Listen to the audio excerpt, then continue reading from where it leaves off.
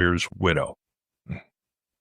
I knew Tom. He passed. Yeah, he passed away after acquiring COVID in the course of his duty, and did not survive that. That was in June of 2021.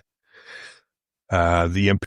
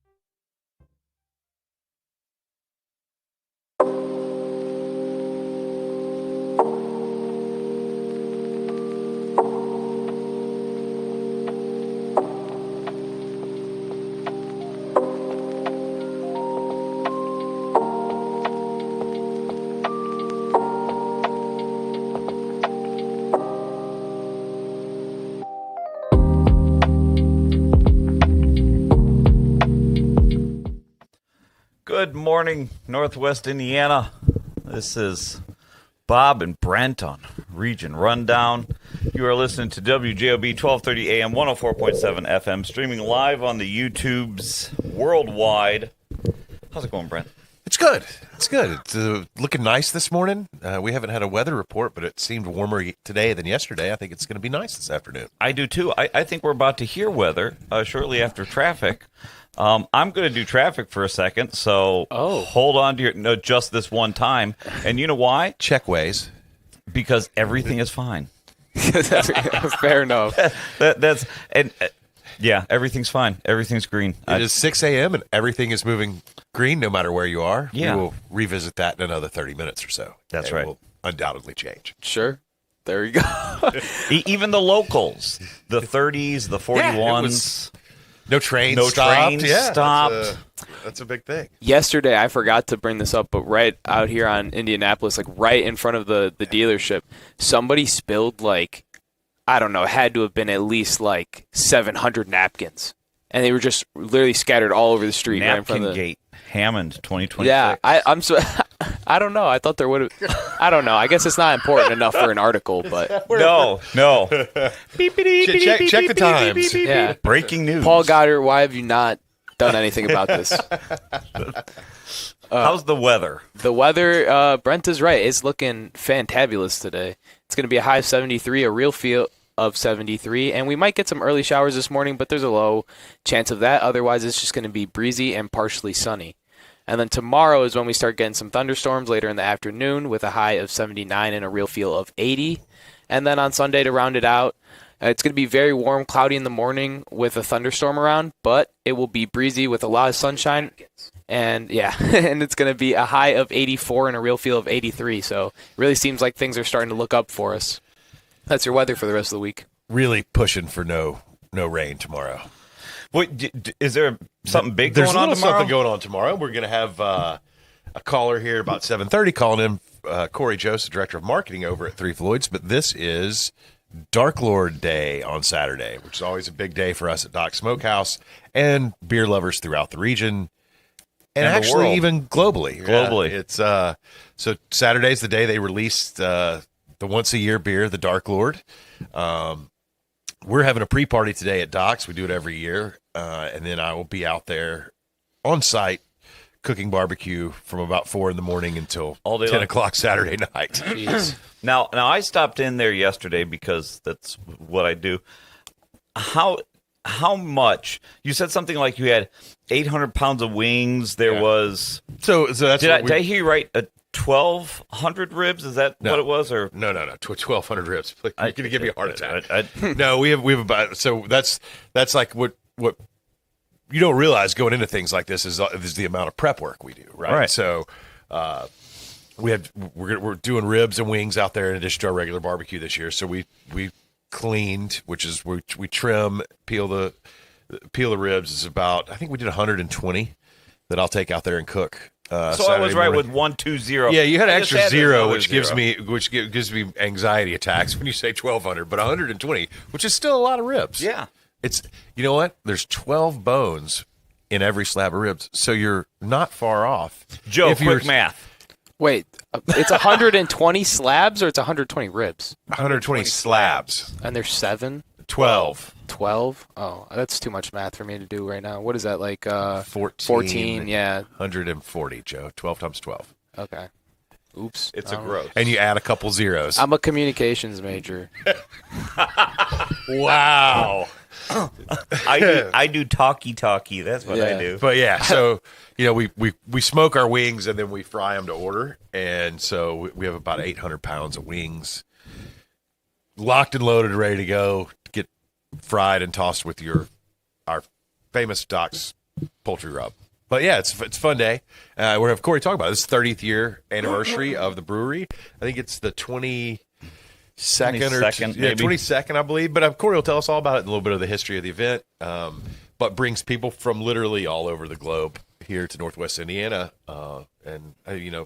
Any business of any sort that lasts 30 years is a big success story. And to do it on the level that they've done at a very high level is a really cool thing that the whole region should be proud of. And speaking of high level,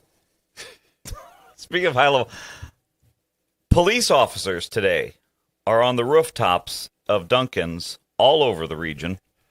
I recommend you visit the Dunkin' on 30 in Dyer near Red Zone across the street from Myers the chief Castle. up there? Who's up on the roof? I don't think the chief is going to get up there. I don't think. But maybe today if he's is, listening, he could call in and tell us what time he'll be doing his shift on top of Duncan. I know, right? Or why- radio silent. So, Chief Bill Alcott, if you're out there listening, you should be. Hop up on that rooftop. So today is a cop on a rooftop. This is where a bunch of cops all over the region. I'm sure if you've been driving around, Cherville's doing it at 30 and 41. Dyer's doing it at 30. They're doing it all over. This is where the officers stand outside the Dunkin' with a bucket, and they're collecting money for Special Olympics of Indiana. So great cause. When you get your coffee, throw an extra buck or two in the bucket. And I think, if I'm not mistaken, in years past, if you donate, they give you a donut, maybe. They give you a free write-off on your ticket. A free. Wait, what was that? Get out of jail free card. Yeah. I drove past the one on 30 and 41, and I didn't see any of them on the roof, but I did see a collective of police officers just kind of hanging out. Yeah, I think they're probably getting ready to heckle the guy who's actually climbing up on the roof. They would are. be my guess. It is. So in Dyer, we've got one or two guys who are usually the new guys. The new guys got to get up there. But then we do have some folks that are very enthusiastic about getting up there. In the morning, by the time 9, 10 o'clock rolls around, the sun starts beating down on you. And, but they're out there today on their Facebook page. They even posted. They've got Public Works out there and their little cherry picker putting guys on top. So, if you're out there getting coffee, donate to Special Olympics of Indiana at Cop on the Rooftop, at Dunkin' Donuts, all over. But I will say there is this internal, I don't know if you want to call it a rivalry or a competition. At the end of the day, they add up. And, whichever department did most, I guess it's, bragging rights. So, maybe drive past 30 and 41 in Cherville and head over to Dyer and get your Dunkin' there. What else you got in the news? Well, I was I just saw you scrolling. Yeah, over there. I'm reading And the e-edition of Times. It was gambling and Xi Jinping and well, in the what I guess Porterhouse Parlay case is the official name, which is whoever's in charge of making those names. What I do like now. Well, first I like the names, but as they are, pointing to different people. They're saying, I think this guy likes a porterhouse, and it's a quasi-social media indictment of a person.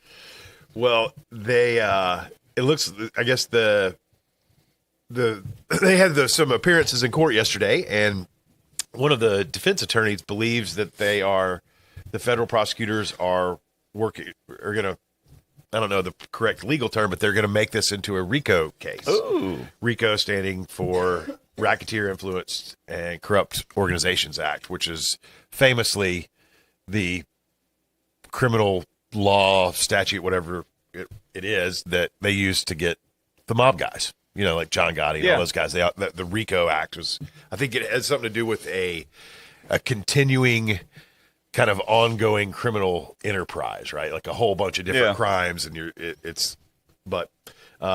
big news. I mean, this is something that's about 2 or 3 weeks old now and continues to dominate the headlines, not just in Northwest Indiana, but really in the region. And I've even seen some national coverage of it. So, big news there. I do. As we always say, hey, if you don't call in, you got to listen to us. And it is 6:12 in the region, and we've got a couple callers already. So let's go to the first one. Hear what's on your mind, and we'll see where the radio takes us today. Good morning, caller. You're on the air. Good morning, Bob and Brett. Good morning. This Trucker Mike. Yesterday I had a 10:45 appointment for my eye doctor to finally get my checkup after it's all done. And by the time I got out there, it's about noon. So I thought, I need to go by that park by you, Bob. Yeah. And get that flag. Because Sunday I was out there.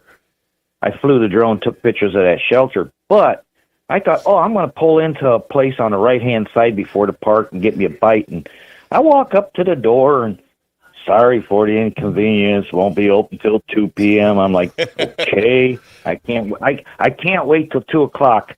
So I decided, okay, I'm going to go over and do a shoot of that flag for my making a memorial thing for Memorial Day.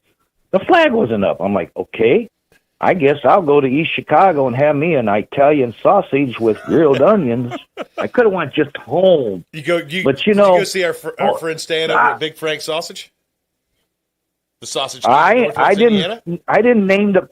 You guys are naming the places. I didn't put no names on the stuff.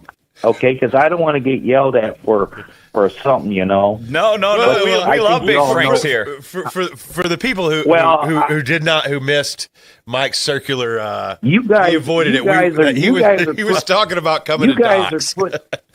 And you guys are putting names on labels. We did open late yesterday, just so we had the whole kitchen to get ready for today and tomorrow. So we kind of. I know. Well, where I got my wonderful Italian sausage with only grilled onions on it, he explained why that sign was on that door.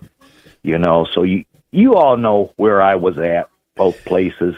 But I thought, man, I'll come visit this person, say hi to him, and I ain't been there in a while, and walk up to, it's like, Wally World. You walk up there and that big animal says, sorry, we're closed. Punch you in the nose. I got to be honest with you. They were actually open. When you pulled in, they had staff run up to the door and put the closed sign up. They were all hiding under a table waiting for you to go away. Yeah, but when I go to East Chicago, if the door's locked, before I can walk away, that person in East Chicago will have that door open for me. He's a better man than I. But no, I'll stop. Hey, but Bob, I got some wonderful aerial shots of that our new shelter that you guys built. Yeah, I took a walk around there last night, and they got a lot of the concrete work done. And I was on the phone with our town manager Dave Hine, and I said, you have a vision in your head of what it's going to look like. You see some of the 3D renderings. You even see it under construction. But we're to the point now where they are starting to put some of the finishing touches on. They'll be done by the end of the month, and then we'll have a couple weeks to get all the technology going. It really looks good. I was looking at the aerial shot. I was looking, and I didn't see no parking lot to depart from the train to go over there. You'd have to send your drone pretty far to the west there. Maybe you could get like a streetcar that runs down to probably the Dyer trolley. Sponsored in part by you Doc guys make- Smokehouse 1420. Okay, what happened? Well, you'll make a nice bike trail or walk trail for the owner of the station, so he can stop at Doc's and then bike right over to the park. Probably the next thing's going to be made is a bike trail from the owner's house to Doc's to the park, la-di-da, and then back home. But okay, enough on this stuff. But I'm going to say one more thing, let you go, and let all the wonderful callers call in. But did you see on the news that Billie Jean King, 82 years old, just got her college degree at 82 years old? So is she gonna? And she'll only she be got a paying for degree, the student so- loans until she's 182. But is she gonna, now that she's got a degree, is she gonna teach people how to, at 82 years old, to really play tennis? Hey, But, good. no, good for you her. know, I mean, that is. You hey, mentioned Brett- that's an amazing achievement to be that age and still I having won't to go mention. back. I won't mention your employable place, now. Brett. I won't mention your place, Brett. But your place and the other place that I enjoyed going to yesterday. You guys have a good, wonderful turnout and behave yourselves there, and just enjoy that day, We will. And This is everybody- kind of the first festival of the season. It's a lot of fun. We have fun doing this stuff all summer. We'll be at the Dyer Fest here in what 4 weeks? Yes, 4 weeks June from now? 11th to 14th. Yeah. So and when I met we'll you, have Joe work on the math And of that's that one. my friend Stan over at Big Frank Sausage, the Sausage King of Northwest Indiana. Yeah. He and I Well, became friends. everybody- He was my neighbor at the first festival that we ever worked. Probably was 10 years ago, and we're friends and we talk all the time. But during the summer we see each other almost every weekend because we're on the same festival circuit. on the same circuit. But thank But you. I We're tell you gonna one have a lot thing- of fun if you want. Yeah, I tell you, when I had the drone up, I took it up a lot higher because I wanted to see that whole area, what it's. But I thought, man, it looks nice how you guys designed it. I mean, from what I saw, I can't wait. I'm going to make sure I'll be out there. Well, there's one band that's going to be playing out there during your festival that wants me to come out and film it, so which I'll be out there. But hey, Brett, and your place and the other place that I was at yesterday, you guys have a wonderful and a safe Saturday, and are you going to go back? Are you going to sell your price back when you first opened up, or are you going to have to go because of our wonderful economy? Yeah, things but I'm got just- more expensive hey. over the years for sure. Hey, Mike, I want you to have a great weekend, and I'll be there all day today. You have to go to the festival to see me on Saturday, but if you're back in the neighborhood, come by and see me. I owe you a sandwich for missing you yesterday. But hey, we got a couple callers waiting. Nah, you know what? Yeah, everybody, I'm going to let you guys go, but everybody on the station, it's going to be a nice weekend. Enjoy yourself. Be safe, and when you call a place, call first. Make sure they're open. Thanks for calling. Have a nice day. Have a nice. It is 6:19 in the region. Let's go to the next caller. Good morning, caller. You're on the air. Morning, gentlemen. You ever think about doing a drinking game with Trucker Mike every time he says We would be blitzed at 6:20 a.m. here in the morning. Did you guys ever think about maybe coming on Thursdays and Fridays? Yesterday was a riveting show. I can't speak for Bob. I can just speak for myself. But I've only got about 2.5 hours of this high level comedy in me per week. It is. Any It's- more it's than a that, it's going to stage get show. stale. Now, I need to. Yeah, Monday and Friday is tough. Oh, you do it twice. Huh? I do it twice, and at some point here, one of them's going to have to give. I mean, not Fridays because Sorry, Chuck. as, Chuck can carry a show on his own. He has that gift. He does. I cannot do that. does. Kuziak can do it. Chuck can do it. Jed can do it. I am unable to drag a show for 2 hours with only my voice. If you guys wouldn't mind, if I talk to Joe for a minute, and you guys, if you feel like weighing in after I'm done. Okay. Hang on, he's micing up. Here we go. Hello. Joe, are you open to some constructive criticism? Why not? You said you're a communications major. I am. I was. I graduated. You applied for a job. You got an interview. They reached out to communicate with you, and you told them the next day might be better for a phone call, correct? That was because it wasn't an interview. It was the answer as to whether I got the job or not. But yes, that did happen. Joe, in the name of everything holy, when they asked you if you were available to talk, why would you ask them to wait a day? Because I was nervous. Joe. I know. Joe, he does have a good point. He does. Very, very I'm strong not. point. You're completely right. But regardless, I did get the job at ESPN, so it all worked out in the end. So Joe, $20,000 less because they had to wait a day, but yeah, he still got the job. Hey, if they're looking for on-air talent, Bob and I are available. I got you. Yeah, let's throw you guys on something. Joe. Yeah. Moving forward, there are companies in the world where you don't ever want to give them that answer again. When they call you on the phone and you pick up the phone and they say, hey, we're in a jam, we need you, you answer immediately, cutting them off. I've got my bag. I'm heading out the door. Where do you need me to be? It's a very good point. Forward. You know, and to that, I'm going to add something, and I've noticed this in the last few years. I think of it as a post-COVID thing because, in my view of the workforce and jobs change, I think there's something that changed in people in COVID. But the thing that amazes me is when our HR department schedules interviews for me, and I have windows each day of when I can interview people, depending on if I'm here in Milwaukee and what the role is.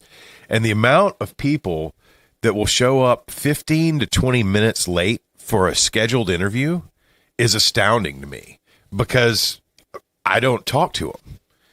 If you can't show up on time for an interview, how are you going to show up on time when you're actually getting paid? Right? And I think that is along with the same lines. When you're interviewing, and they say, "Oh, when can you talk?" Right now. Yeah, you dodged a bullet, Joe. But that's your first big time job. I was so scared. I'm not. That's a big thing, Joe. Hopefully I don't have to work for another company after that. So, hopefully no more interviews. But yes, I will say not my brightest moment, but if nothing else, I'm willing to admit it and take the constructive criticism. You have owned it up. Yeah. Hand up. You're accountable. Yeah. But you got the job, and that's what matters. I'm proud of you. That's a big deal. It's Thank you. Big company, and I think where are you going to be in Chicago? Nope, I'm going to be in Connecticut. Oh, like to the mothership, huh? Yep. Back home. And then we're gonna be in Bristol where they like pass all those guys in the hallways like the commercials. Hopefully, I was in the cubicles like where the commercials were shot and stuff like that. Wow! And it was really surreal. I'm supposed to have a cubicle in there actually, if I'm not mistaken. So we might see you on the tingle run up. We might see you on the background of one of the commercials with the mascot. Yeah, exactly. Philly Fanatics walking through. And, oh, look, there's Joe in his cubicle. Yeah, maybe. That's awesome, man. Congratulations. If you see anything decked out with Cowboys gear. You need to. It is sweatpants and Birkenstocks. I'm going to tell you, you need to fall on your sword on this and tell people you will never do this again. I got a call from let me talk. I got a call from a number of parents, including Bob Starkey yesterday, that said, I'm really wondering if I want to send Liam to Andrean. Whoa. Wait, yeah, we can't get into the school names anymore. Yeah. Andrean is a beautiful the stuff. last time that happened on a Friday, Fine I got a institution of higher show. learning. Yeah, right. Oh wow. Sorry, Yeah. sorry. No school talk here. No school talk. It's purely verboten. Hey, I'm going to let you guys go, have a bye. Thank you. Thanks. That's awesome. We got any more callers? We have 2, but we should go to break. All right, we'll take a break. We'll be right back with the worst traffic update and more of Joe and phone calls.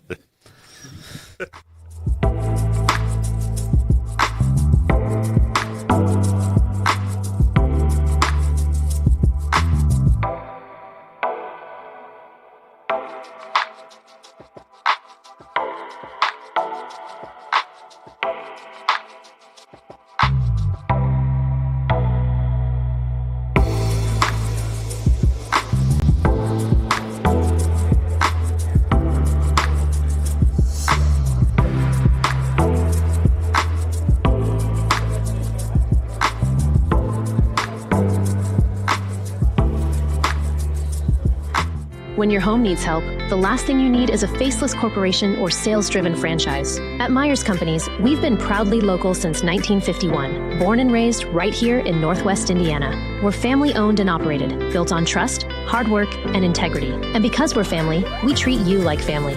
Your comfort and safety always come first. For HVAC, plumbing, and electrical done right, choose Myers Companies. Local, family-owned, here for your family.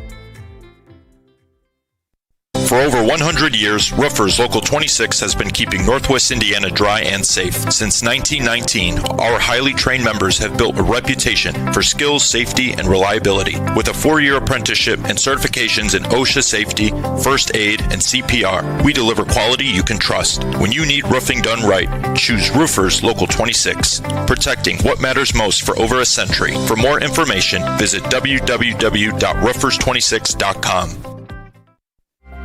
Introducing Powers Health, a health system with a new name and a strong legacy of caring for families in our community.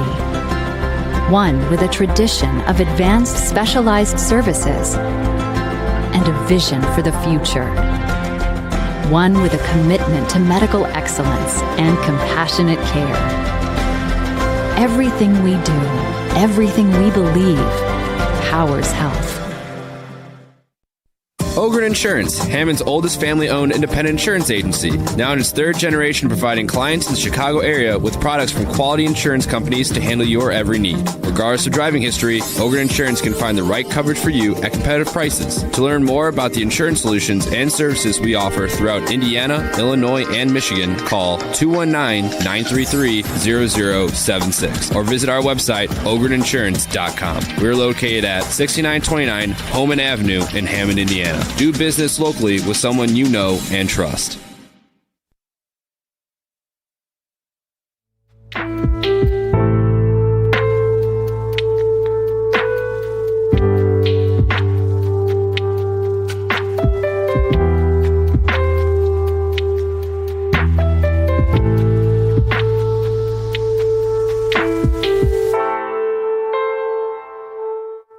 Welcome back. It is 5:29 in the region. You're listening to Bob and Brent on WJOB. Joe's working the knobs.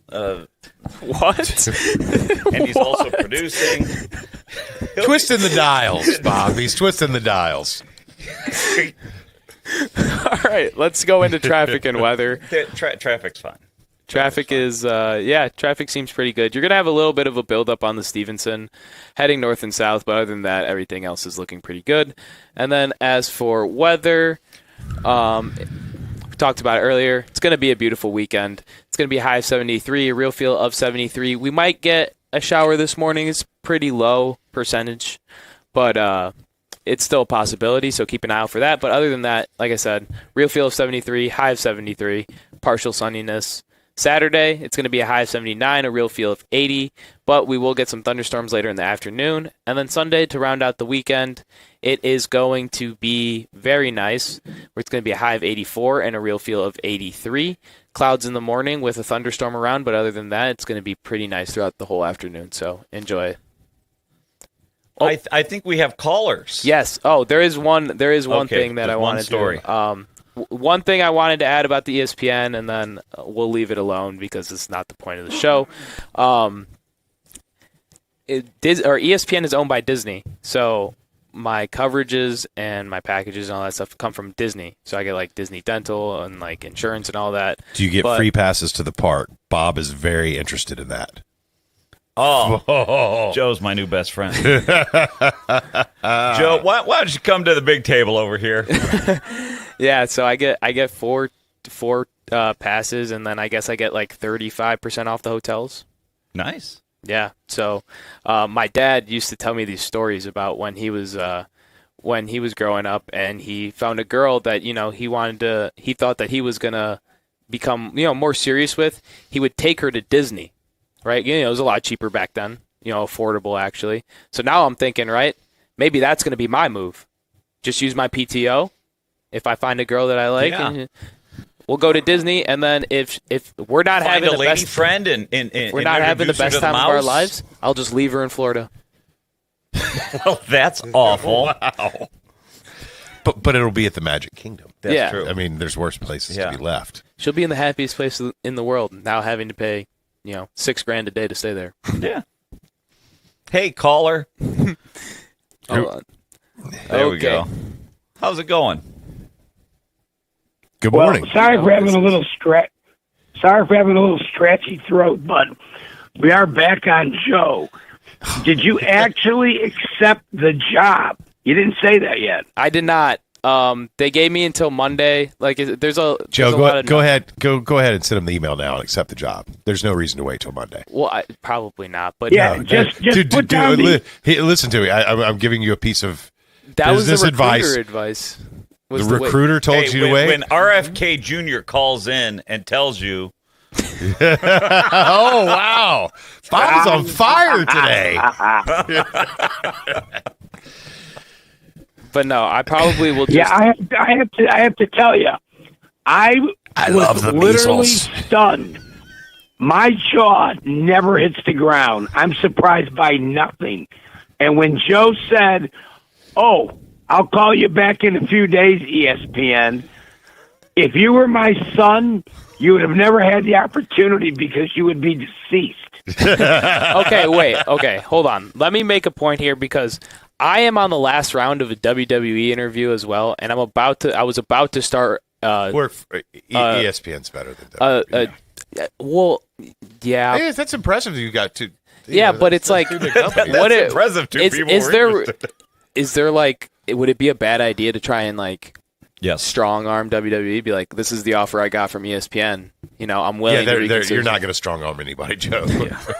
I'm just being totally honest with you. No, that's fine. There's probably 1,000 people that have applied for that job, and you go, well, let's negotiate a little more. This is the thing. They're going to be like, yeah, don't call us back. Yeah. Well, I will. We'll call you back. I am not a recruiter, but I have been in business for a little while. I have worked for a publicly traded company. I've worked for a billion-dollar privately held company.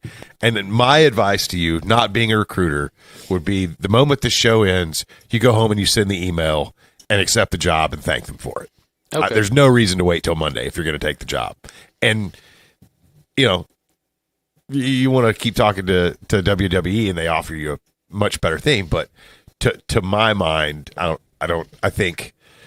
guess I'm not super schooled on the technical side and reputation of companies in that sort of media, but my assumption would be ESPN is probably a pretty good place to work. I mean, that's... Oh, yeah. It was beautiful. I have nothing to complain about. When you went into your major and you started working here and you started looking at what you're going to do in the future, right, is ESPN kind of one of those places where you're like, wow, it would be my dream to work at ESPN? No doubt. Then accept the job, man. Don't keep them waiting. All right. Yeah. I guess you're right. Mac, what else you got this morning? Yeah, I would accept the job. Or I'm going to start calling him and then, Bobby Kennedy. Well, I don't know why measles. scratchy. It is what it is. But accept the job, and then you can still talk to WWE. And if they come up with double, you can go back to ESPN. Once you accept WWE, and then tell them I had a change of heart, and be honest. But for you to try to intellectually strong-arm anybody but a third grader out of a bologna sandwich, I would not do that. There is no way Liam would give up his sandwich to Joe. I'm just saying. I just saw Paul Goddard chimed in on the chat. He says, "Are you waiting for Jed's counteroffer?" That's exactly what I'm waiting for. Now you should try to strong arm Jed over that. Yes. That I would like to see. In fact, if he's here later, we could all sit in his office because I would love to watch that conversation. He's actually about 2 months late on my raise, so. Yeah. Well, now that you're leaving. Yeah, I mean, might as just sucker it out. Yeah. But, hey, Joe, on the next break, on the next commercial break, send the email to ESPN. Yeah. I would wait till you're off the show. I mean, we'll be done at 8:30, but sit down and write a good email. Thank them. I'm proud to accept this job. I can't wait to work for this amazing company, blah, blah, blah. Put it in AI. It'll figure it out for you. Yeah. But by all means, accept the job. There's no reason to wait till Monday. Yeah, I mean, that was when the recruiter told me, she sent me all like my salary and then my benefits and all this stuff. She goes, review it with your parents and get back to me on Monday. And I was like, okay. Like, I didn't know what else to say to that, It would be like, no, I want it right now. Like, well, no, I mean, you want to review it. Yeah. But when did you get this offer? Yesterday afternoon. This afternoon, 24 hours, plenty of time to make that decision. Yeah, I was planning on talking to my parents after the show, but I mean, you should. It's one of those things where it's like the more people that can. I know your dad. Give me an opinion on it. Your dad and I have hung out a few times now, and I'm pretty sure he's going to give you the same advice I do, which is accept the job now. Yeah, I'm sure he will. I'm sure he'll tell me not to wait till Monday. But I also, I told him, I was like, the more ears or eyes that I can get on this situation to tell me what to do, sure. I'll take the advice for it. Yeah, no, I get it. I almost think that seems weird advice from a recruiter. I mean, I guess let them know by Monday. Yeah, I mean, I haven't interviewed for a job in about 25 years, but I'm trying to remember the last time I did, and I think I probably waited you get the offer and the next day I'm like, this is what I want. All right. Anything else for me? Good luck, Joe. When he hits the big time, we're gonna have him zoom in to the region rundown from the mothership. Oh, I'll definitely be calling in. To me, as a guy who grew up in the 80s when ESPN was getting started, and Chris Berman and Stuart Scott, I mean, the hours of SportsCenter that I watched in college, because I don't even think they do it anymore, but SportsCenter used to run basically around the clock. 24, right? Almost. It still does. Yeah. I just don't watch it as much. They're going to have me, they told me they're starting me out, 8:30 to 5? 8:30 to 5, 8:30 p.m. to 5 a.m. Okay. Yeah. So it'll be quite the experience to learn from. So, I mean, right when I'll be getting out off work on Fridays is when you guys will be on show. So I'll probably call in from the ESPN gym. I heard they have a really good, state-of-the-art cafeteria as well. Maybe I'll ask for them to put some docs in there. Weighing the company cafeteria is an important factor in all critical job decisions. Right. So, I don't know. So they got a gym there too. I mean, they do. It's they call it the campus because it's literally like a college campus. You walk in, there's 18 different buildings. There's like a shuttle bus that'll take you to different parts of the campus and stuff like that. How many in-person interviews did you do? One in person, and I did 3 over Zoom. Okay. So that was like the final straw. So you did all the Zoom, then they flew you out. Yeah. Got the tour. So obviously that's really great, man. So I'm a Michigan fan, right? but on my resume, right, most people just look at the word Purdue and they're like, oh, Purdue, right? So the guy was looking at my resume, the one that took me on a tour. He did the Zoom one with me previous, but not the in-person one. So when we went on this tour, there's this hallway, and there's these 2 flat screens on either side. And you walk in the hallway, and it's all of the college teams on this flat screen. And you click one of the teams, and the fight song starts blaring, and the lights in there go to the colors of the team, right? So I walk in there, and he's right behind me. Did you click Auburn for me? No, I did not click Auburn for you. I went up there, and I clicked Michigan because I'm a Michigan fan. He goes, Michigan, huh? I thought you were a Purdue guy. And I was like, not at all. But it was a really cool experience. It's got a lot of cool perks with it too. So, I probably won't end up waiting till Monday. I just got to talk to my parents and make sure. It's a lot harder. You should definitely talk to your parents, but there's no reason to wait for Monday. You got the job that you wanted to get. You've obviously been through an extensive interview process. You're happy with the offer, and it sounds like you got a great package of benefits. I mean, that's the advantage of working for a big company like that. Yeah.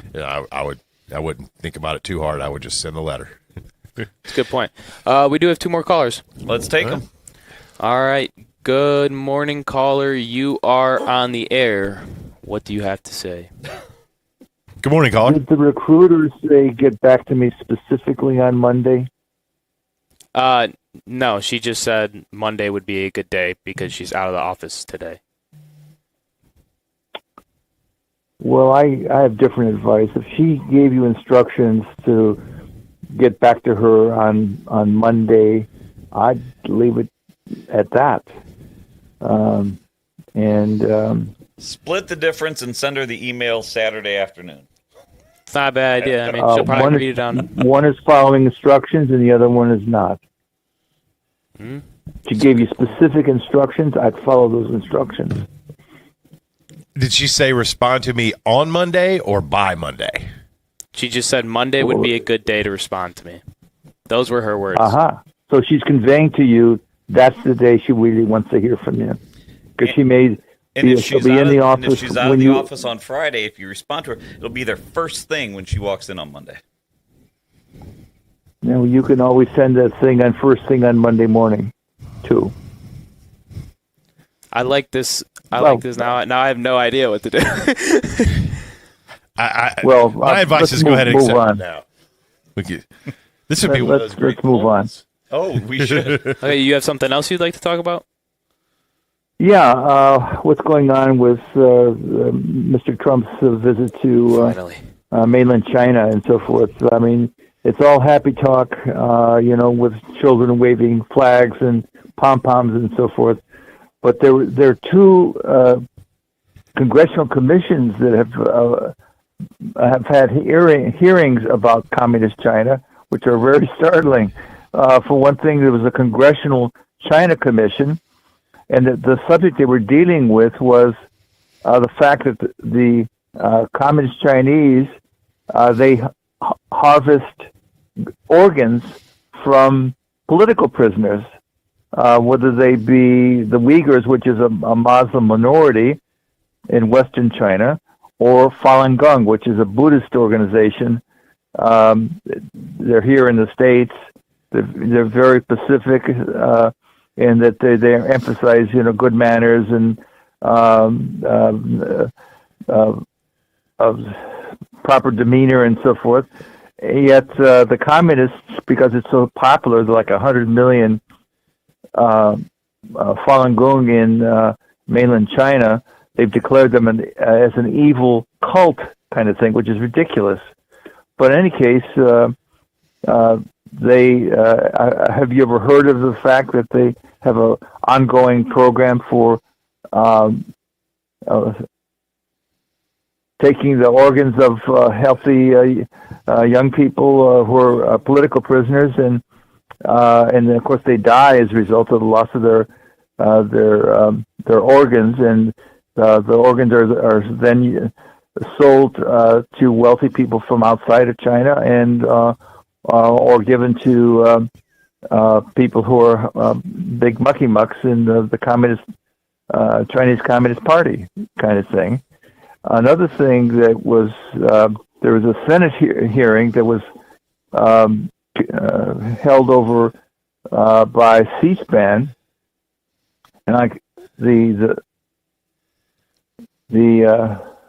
organ harvesting thing was totally ignored by the national media, as was the hearing in the Senate dealing with the COVID, and the fact that there was a massive cover-up by the CIA and other federal agencies to cover up the fact that the COVID did not come from was not a natural thing, but came out of their research lab in Wuhan type thing.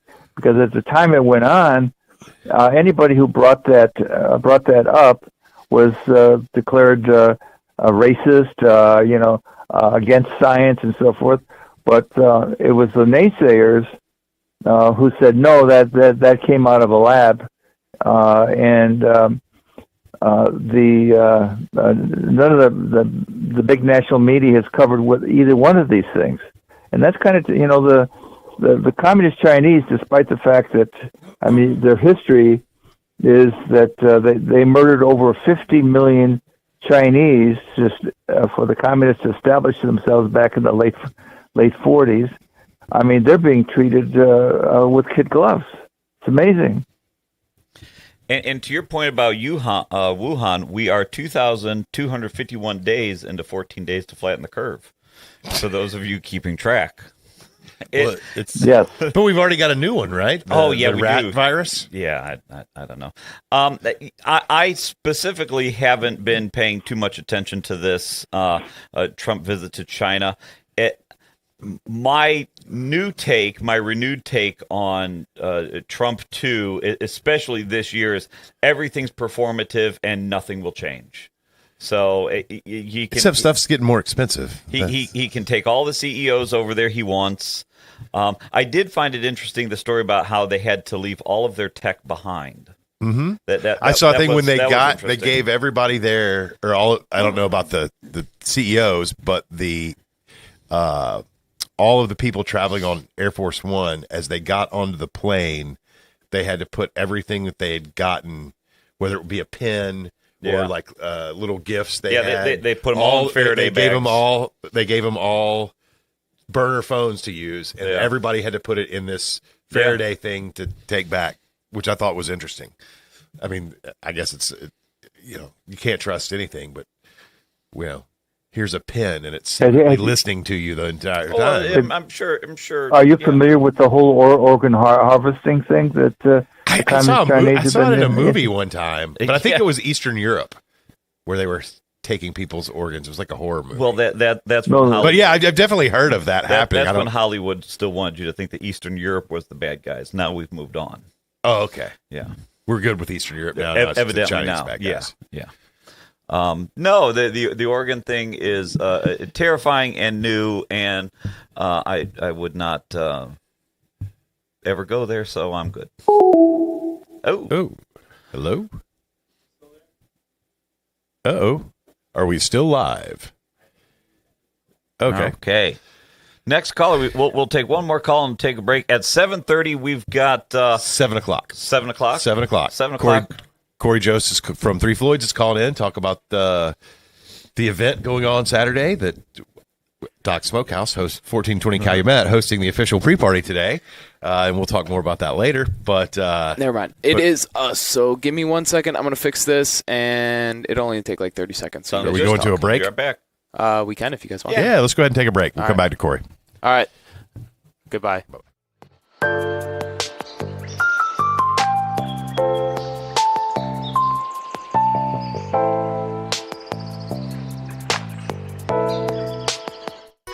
Summer's coming, and Deep River Water Park is taking applications for all positions. We have jobs both inside and out for all ages that offer great benefits. Free admission on your day off for you and a friend. Free uniforms, paid training, make new friends, flexible scheduling, and more. To apply, just go to deepriverwaterpark.com and you're on your way to a summer of rewarding fun. Deep River Water Park. It's simply splash-tastic. From the gas in your car to the heat in your home and the roads that you drive on, our work powers daily life. We are USW Local 71, the proud men and women of the Whiting Refinery. We're not just refinery workers. We're your friends and neighbors, raising our families here, shopping in the same stores, and cheering in the same stands. USW Local 71, powering the region because we are the region. Life's biggest challenges don't come with a warning. When legal issues arise, whether it's a car accident, personal injury, criminal charge, or representing you before municipal boards, you need a trusted advocate on your side. At Westland & Bennett, we listen first because your story matters. We provide strategic, personalized legal solutions to protect your rights, your freedom, and your future. Peace of mind starts with a conversation. Call 219-440-7550 today for a free consultation. It's the simplest expression. The smallest thing that changes everything. A smile. So easy. A smile lights it up. Apologizes. And welcomes unconditionally. Because the shortest distance between two people is a smile. Thank you. Strachan Van Til, where making life easier starts with a smile.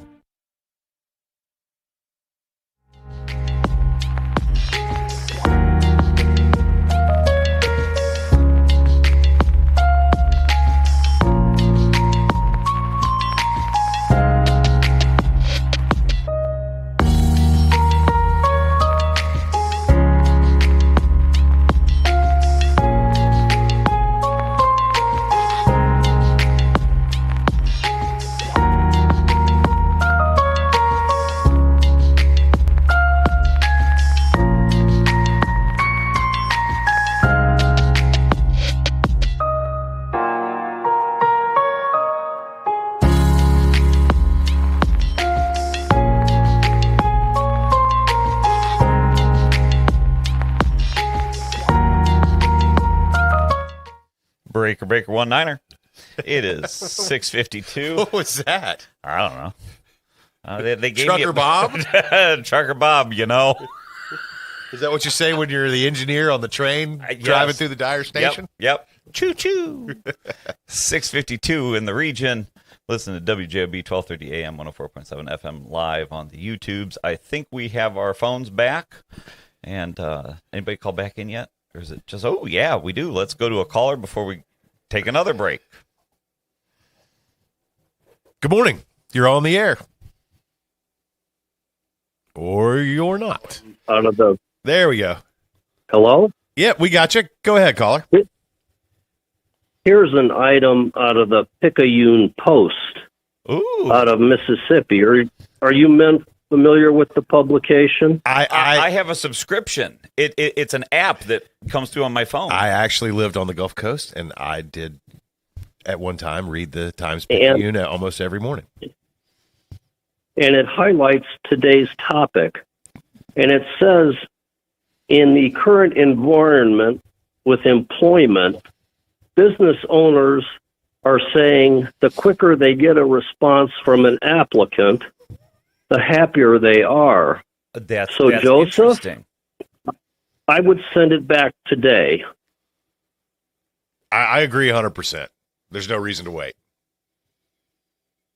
Absolutely not. And again, look at the Picayune Post. Today's issue comes out every Friday. And, Joe, I thought you might want to hear that. Well, I know Joe is excited to hear that, especially having, such sage advice in print. I think that really kind of locked it in for him. So I appreciate you calling in. Otherwise, he would have been lost. So I think to look at it from the perspective of responding sooner is not going to hurt, right? It's a positive thing. And if you wait, there's the potential for there to appear disinterest or something along those lines. I mean, I see no downside to responding today. Brent? Yes, this sir. Picayune Post article uses the word zeal. Zeal? For the prospective employee. Ooh. Yeah, I like that. Show some zeal and respond today, Joe. Okay. Joe, don't Joe's try to like, spell what the hell word. is zeal? It's a Bob. je ne sais A lot quoi. of parents are. Bob, a lot of parents are currently calling Scott Miller and asking about Hammond Public Schools. I don't get that reference, but All I know is they're not going to send them to private schools, thanks to Joe. oh. There are plenty of other. You guys can go to Bishop Knoll if you want to. we're gonna limit the school talk once again. It is verboten here on WJOB to talk This about is any verboten. school. Well, he broke out zeal. I wanted to break out verboten. Yeah. I say, give it up, Joe. I say go to Lake Central School Corporation. I love them. Are you involved in the parent-teacher association there? Well, I think you ran away from your phone or something. We can't really hear you. Hello? Joe, respond today. Okay. What's the poll saying? What are we up to on the poll? 53% say he should accept today. 29% say he should accept on Monday. 18% say he should strong-arm Jed. And I don't get the Monday ones. I really don't. But again, I come from the stance of, if you want something, go for it. You obviously spent a lot of time interviewing and studying and going to school. It's a damn fine company, and it's what you want to do. So, yeah, go for it. So that's all I got. Next caller, we've got one more, and then we'll take our break and talk Three Floyds coming up. Hello, caller. Joe, you have a ticket out of Hellhole, Hammond, Indiana. I know Bob likes to call it rustic Hammond, Indiana, but it's really Hellhole, Hammond, Indiana. What are you thinking? I'm just trying to get every single perspective that I can on this, which inevitably includes the audience and all your guys' fantastic opinions. I just want to know more. Send that email at the next break. Okay. Well, I'm glad that we have crowdsourced Joe's employment decision, right, on a YouTube poll. But my suggestion's winning, so I agree with all of the callers, and I'm just really excited that you got that job. Everyone. Well, no, I mean Walt said. Walt said wait. Wait until high noon on Monday. At dawn. At dusk. At dawn. We reply at dawn. So one real quick comment for you, Bob and Brett. What you got? So the latest sheriff's race that went down. Okay, so I just want you guys just to think, just to ponder on what I'm going to say real quick. So, I moved to Hobart in 2003, and I left Hobart in 2013. So I lived there for 10 years. So when I moved to Hobart in 2003, how long do you think it took me to figure out what was going on at the Paragon restaurant in 2003? How long do you think it took me from living in Hobart to figure out what was going on over there? Was it obvious? The first time you went there? It was blatantly obvious. Blatantly obvious. I mean, do they have like a card game going in the middle of the restaurant or what? Well, pretty much. They might as well have. But it took about a couple months. And you had all these sheriffs in this race that were been in the region for 25 years, and SWAT and ATF, and everybody had their big, long resume. And you're going to tell me none of them guys knew what was going on over there or at Gino's Steakhouse?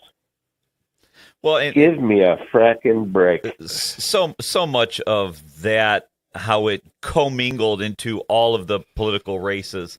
On one particular side of the aisle, which is not unique to Lake County. I see you smiling there, Brent, because I just threw it out there. Imagine that, Bob. But there was a lot Bob of with a twist of the knife. Yeah, there was a lot of the finger pointing where it's like not to be kiddish about it, but it's like, yeah, well, you got one finger pointing out, but the rest are pointing back at you. I mean, I don't know anybody who in that whole mess of who donated to who. They all took money from these people. So, there was some righteous indignation there that was just driven by panic on the campaign sides. That's what. And you know what Lake County will do? You know what Lake County, Indiana is going to do in November? They're going to elect another Democrat sheriff. You deserve everything you get here in Lake County. I mean, you can't make it up. You just can't make it up. Sorry. I have nothing to say other than can't argue with that one. Yeah, sky blue, water wet. I don't know what else. Yep. What more facts we can drop on you here today, but it was interesting to watch. Like I said, having been involved in campaigns for a very long time, both as a campaign manager and as a candidate myself, as you get closer to election day, time becomes your biggest enemy. You don't have time to reach out to voters, so you start flailing like a wounded animal in the corner when you start to get concerned about either internal, external polling numbers, the feeling on the ground. And that's when, and I think that's exactly what we saw on this last race. People were getting a little nervous, and that's when every campaign starts out nice, rainbows and butterflies. Look at me, I'm not going to talk about my opponent because I do all these wonderful things, and that should be enough to get me across the finish line. And they get scared when at the very end they turned it into, oh well, this person's did and said this and took money from them when that was But do you think? Here's a good question for you. Do you think that those indictments and the raids and everything happening 2-3 days a week before the election? Do you think that impacted that race at all? No, I don't think so one bit. I don't think it did. I mean, other than it really did, and I want to be careful how I say this, only because there's no point in beating the dead horse. Yeah, beating a dead horse here, but it did show who has influence and where they have influence in terms of where the media was when this thing went down, but then also the influence to say, hey, this is the candidate I support, you all need to support them, where that influence was and where those people came in on the ballot at the end of the night. And so I think it was telling.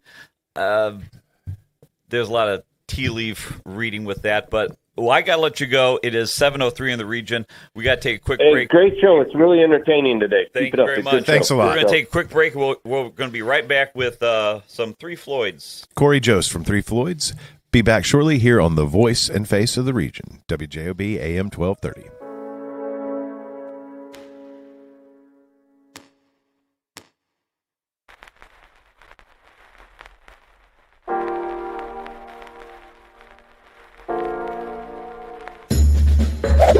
Gold Rush time at Albert's. Oh, looky here! Oh, those are gonna fetch a pretty penny. Well, who's gonna buy them from us? I'll buy that gold from you. What did you say? I said I'll buy that gold from you, and I'll give you top dollar. That sounds great. It's Gold Rush time. We will see you at Albert's. Fox Point's free summer Wednesday night concert series kicks off June 3rd with 16 candles. As June heats up, dance to Rico, Boy Band Night, and the Chicago Experience. Then join us for our first free Friday Night Lights concert featuring Fearless, a Taylor Swift tribute, and Beyond the Blonde on June 26th. Fox Point in Lansing, Illinois is just minutes from I-8094 and parking is free. Visit foxpoint.org for our full schedule. That's point with an E, foxpoint.org.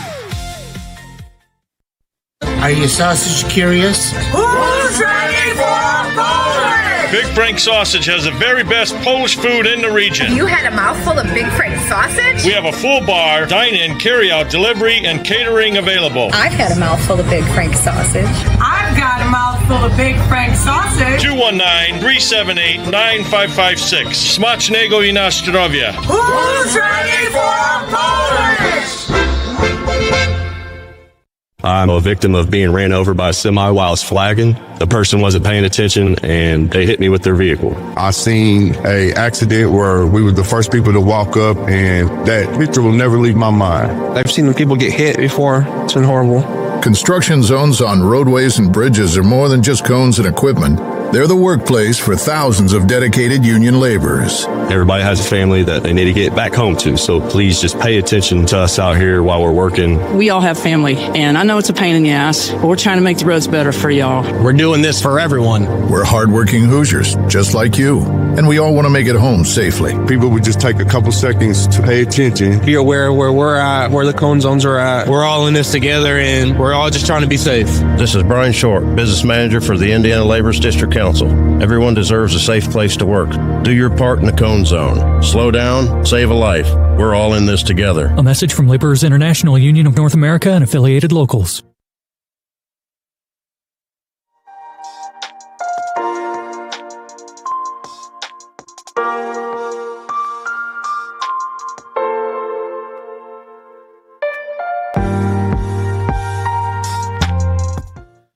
Welcome back. It is 7:06 in the region. Traffic looks fine. I mean, really, it's fine. You know where you're going. I can hear Everything's Jed green. just cussing your traffic report. I got it. But I mean, okay. So 94 at the merge going to the city is tight.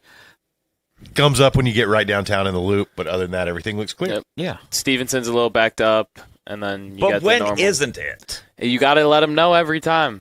And then you got your normal road construction on Klein, so be wary of that. Other than that, yes, traffic is looking pretty good. And then as for weather, we've been going through it all day. It's going to be a beautiful weekend. Best one of the year so far. It's going to be a high of 73, a real feel of 73 today. There's supposed to be a shower this morning. I haven't seen anything, but the clouds are not. The clouds are looking dark, so there's the good possibility that it does end up happening this morning, but it'll be a light shower, not going throughout the whole day. Saturday, it's going to be a high of 79 and a real feel of 80. It's going to be some periods of clouds and sunshine and a thunderstorm in the afternoon. Sunday, that'll all go away, though. There will be some thunderstorms looming in the morning, but the rest of the afternoon will look really great with a high of 84 and a real feel of 83. So that is your traffic and your weather. Sounds good. Let's go straight to our call. Maybe a little better intro, right? Since this is a planned call. Yeah. Good morning, Corey. Yep, he's not on yet. Let's can we connect? It helps if you click the button, Joe. Corey. What's happening? Hey, good morning. Corey. How are you? This is Brent and Bob here. Thanks for taking the time to call. I am super excited, but let right off the bat, tell us what's going on and tell us a little bit about yourself and what you do and everything going on this weekend. Cool. Yeah. So thanks for having me on this morning. So my name is Corey Just. I'm the marketing director at Three Flades Brewing, and we got a little event going on that we've been doing for a few years over at the brewery called Dark Lord Day. Have a couple 2,000-3,000 of our friends coming up to the brewery, hanging out, drinking beer.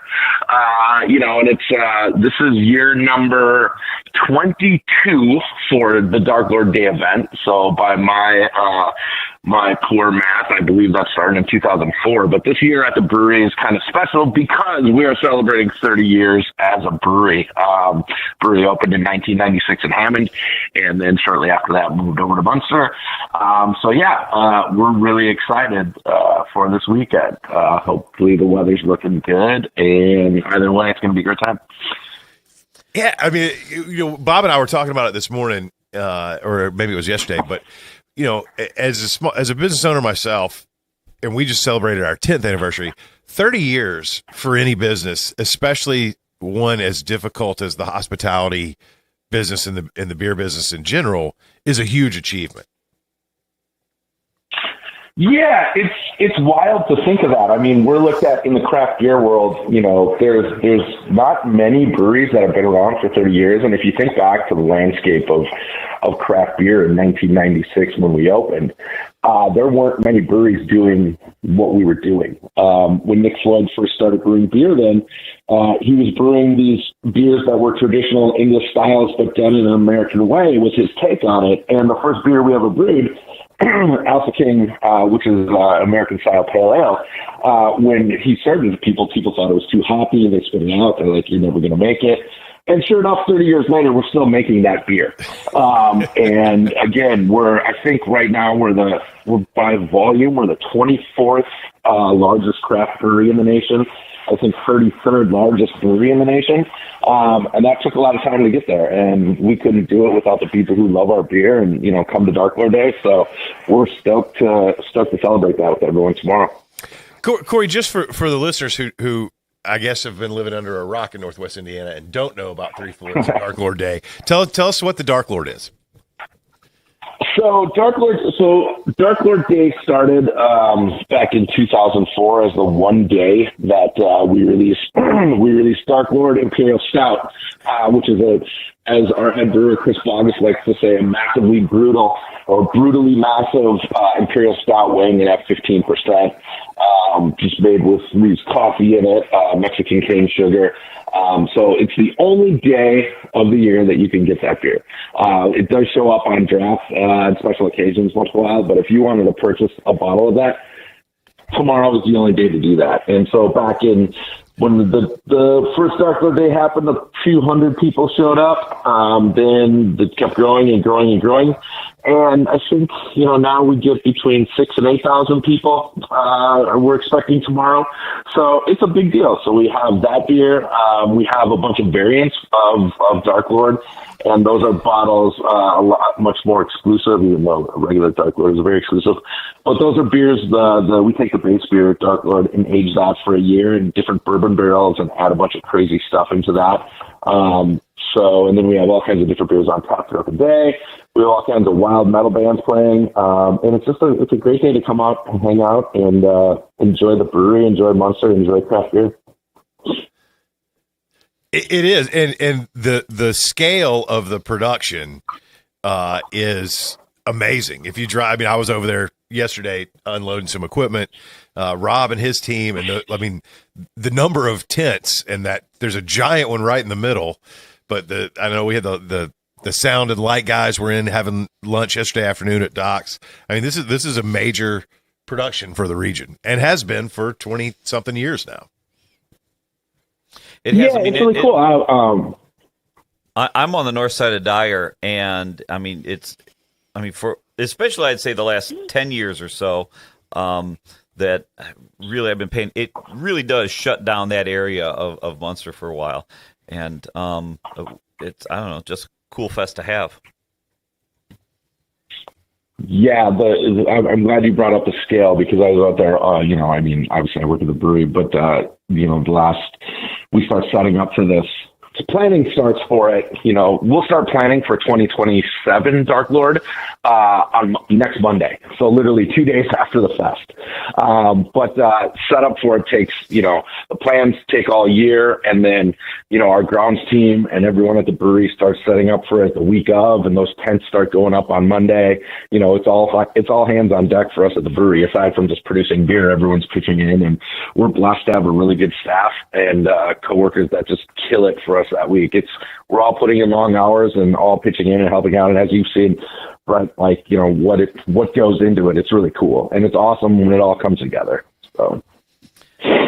So I'm assuming most people who, I'm sure there's probably a very high return rate, people who are into I really think there is a craft brewery beer culture out there. Oh, certainly. And so those returning folks know where to go. But if for folks that are listening now on 8094 going into the city and gummed up somewhere around 57, evidently, are there still tickets available? Are these sellout events, or are these? Because what'd you say, 6,000-7,000 people? You're thinking you're going to get? Yeah, it should be. And fortunately, there are still tickets available. So we do have two ticket types. So one ticket allows you buy the ticket, and then that'll get you a bottle of regular Dark Lord plus 3 of the variants at random. But we also have a general admission ticket. So if you don't want to drop the coin on that and have a bunch of beer at your house, you can come out for the day and just hang out, try some beers on tap. We also sell bottles that day as well. So if you did just want to purchase one bottle and that, Tickets are available. You can go to threefloyds.com to get them still. And yeah, if you're just curious about what it is, come on out. Yeah, and I would say it just from my personal perspective, it's definitely a sight to behold, right? I mean, it's unlike probably any other beer festival or any kind of festival that we have in the region, and probably this one's a little bit different than just about anywhere. I know, we've been great partners with. You guys have been great partners to Doc since the beginning, but I can remember in 2016, the first year we opened, when we did the pre-party, and I couldn't comprehend the scope of it until it was about 2 p.m, and I was working behind the bar, and every seat at my bar, say 25-ish seats, were occupied by people from another country. There was 4 guys from Japan. There was a few Germans. There were some guys from the Netherlands. And I was like, that really clicked with me. I was like, wow, this is a big deal. I mean, these people have flown halfway around the globe to come here and drink this beer. Yeah, it's truly, it's not just a national event, but it truly is an international event. We do have people that come back every year for it. We have people from all over the world, like you said, Brent, and it really is awesome to see. And, it's funny too, as we're celebrating our 30th anniversary, the last couple of years since we came back, we took we couldn't do the fest obviously, in 2020. But since we've come back, what we're starting to see, and I liken this to, like older bands, like you go to an Iron Maiden show and, you see people there with their kids who are now experiencing Iron Maiden for the first time. And this has truly become a multi-generational thing as well, where people who were coming, to the brewery or Dark Lord Day 10, 15 years ago, now they're bringing their kids with them. And their kids are like, oh my God, this is awesome. Like, I can't believe this. And just that kind of, that dedication and love that people have for our brewery. Like, again, we couldn't exist for 30 years without that. So it's awesome to see people come year after year and experience new things and experience that with other people from all over the world, like you said. I was surprised. I went maybe 4 years ago, 3 years ago. I don't remember when it was. And I was surprised at the crowd. I'd never been before. Again, that's not my thing, but I wanted to go see it as a regional event. And when I talk about people and diversity, you really had like every make and model of person out there. Oh, it really it's amazing. was, people watching. I mean, it was truly incredible. Like you're at like you said, a rock concert or a Comic-Con or any type of thing where a bunch of enthusiasts get together. It was some good people watching. And like I said, every make and model was there. It was something else. And one of the other things, you guys bring in some guest brewers as well, right? I know we picked up a couple of kegs that were sent over from, I should know the name of it. I don't know off the top of my head. Is there anybody coming, when you have all the trailers with all the taps around, and then you'll have some beers from other brewers across the country that you guys have invited, correct?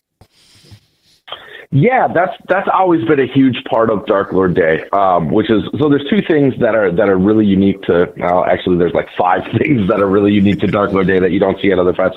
But one thing is the guest breweries. And again, like I said, the community of craft beer is really awesome, and it's a chance to showcase friends that we have on other breweries or just breweries that we love. So we have breweries, that come in that we pour their beer for the day that aren't available in the region, in Chicagoland, in the Midwest. Sure, we have a lot of local breweries that pour as well. But a big thing for us is, hey, our friends from California, our friends from the Northeast, you want to come out to Dark Lord Day and pour some beer, and everyone loves to do it because it's a cool opportunity. Again, it's all about sharing. It's all about that communal experience and offering people something that they might not have had before. So we do have guest breweries come in. We've had to narrow it down over the course of the years, because what would end up happening is we get so many beers from so many breweries, and a lot of them wouldn't get tapped. And people are like, oh, I thought so-and-so brewery was going to be here. I didn't see it that day. It's like, yeah, man, we didn't get to it. So we've pared it down, and it's really a nice curated list. of breweries from all across the nation. And like I said, the thing that makes it really cool is some of those breweries aren't even available here. So not only do we have all our beers on tap that day, but we have those other beers as well from other breweries. Well, that's pretty cool. Again, for folks that are listening, threefloyds.com, you can still buy tickets. I'm surfing the website now and taking a look at it and seeing what they got.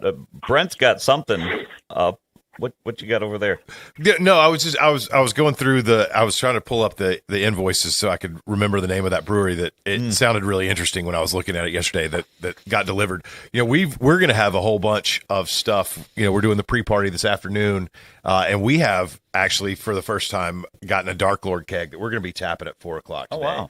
So if you want to get by and try it before the fest. We had some other cool stuff come in. I know there was a 30th anniversary Belgian strong ale. I saw that one come in. I'm looking forward to trying that. So it's not just the Imperial Stout. If that's not your cup of tea, so to speak, there's all sorts of really amazing beers that are going to be out there all weekend. And I don't think we touched on the music portion of it enough. I think that there's over the years, I mean, if you got a list of highlights, I know the headliner this year it's always been metal centric, but it's Napalm Death. But over the years, there's been some really big acts that have played this fest. And Corey, is that before right? you speak, I do want to say that Brent is extremely excited for Napalm Death. The other day, he prattled on text for at least 20 minutes. I am. About how excited he was about it. So he's pumped. That's awesome. Yeah. So you brought up just like the people watching and like, how it kind of felt it's like, Comic-Con or something like that. And, one thing that's really baked into our DNA, this is just who we are, like, Nick Floyd, founded this brewery, as a brewer first and foremost, but the art is really important to our beers, and it all comes from this background of, comic books, fantasy, sci-fi, and of course heavy metal and punk rock and all that stuff. And so when the fest started getting bigger, we started booking, bigger and bigger bands, and a lot of these bands have become really good friends to the brewery. We've done a lot of collaboration beers with these bands. And so that's always been a fun part of Dark Lord Day is, again, it's gotten to the point now where there's people who, aren't even really that big into craft beer at all, but they're like, oh man, I can't wait to see who plays at Dark Lord Day this year because I'm going no matter what, because they're fans of heavier extreme music. So we've had some amazing bands over the course of the years. A couple of years ago, Cannibal Corpse played. The few years before that, we had a Monomarth, which was huge. They had their big Viking ship on stage. But it's always been, the band portion of it to us is really important because we try to curate a cool list between like maybe bands that you've never seen or heard of, and maybe there's something that you can discover through us.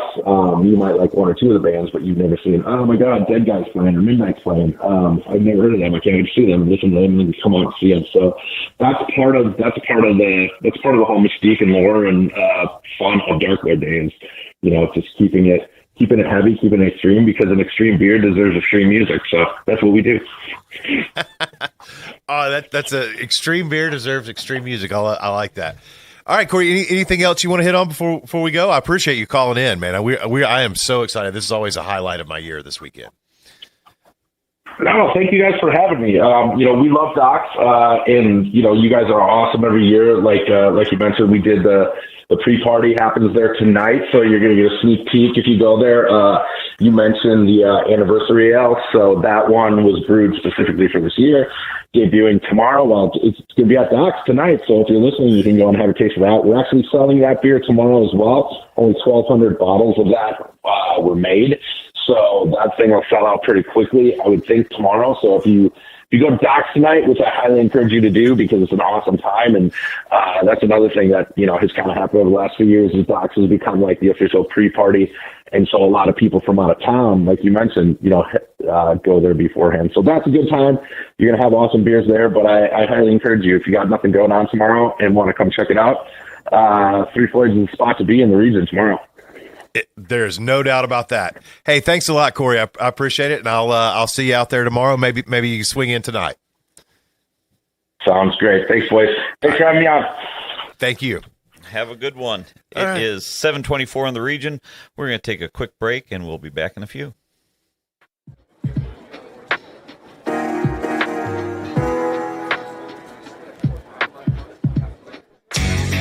Plumbers Local 210 is building the future, and we're looking for service plumbers to join our team. Our training center invests nearly $500,000 every year to make sure our members are the best in the industry.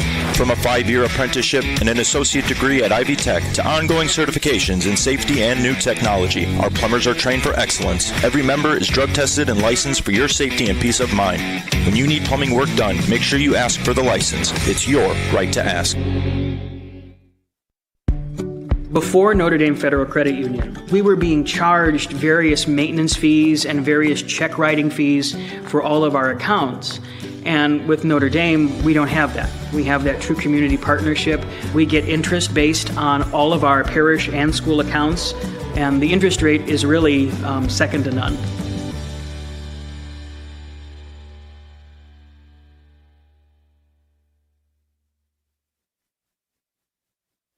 I'm a victim of being ran over by a semi while I was flagging. The person wasn't paying attention and they hit me with their vehicle. I seen a accident where we were the first people to walk up, and that picture will never leave my mind. I've seen people get hit before. It's been horrible. Construction zones on roadways and bridges are more than just cones and equipment.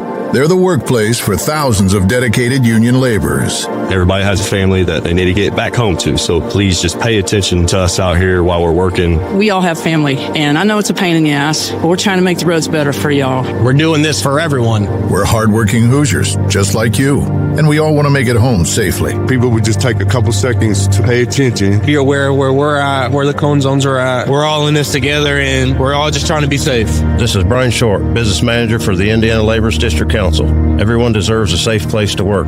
Do your part in the cone zone. Slow down, save a life. We're all in this together. A message from Laborers International Union of North America and affiliated locals. For over 140 years, the Central Midwest Carpenters have built our communities in Northwest Indiana. Are you ready to join the effort? We have long-term work, competitive pay, and the best benefits in the industry. We pride ourselves on innovative training and commitment to worksite safety.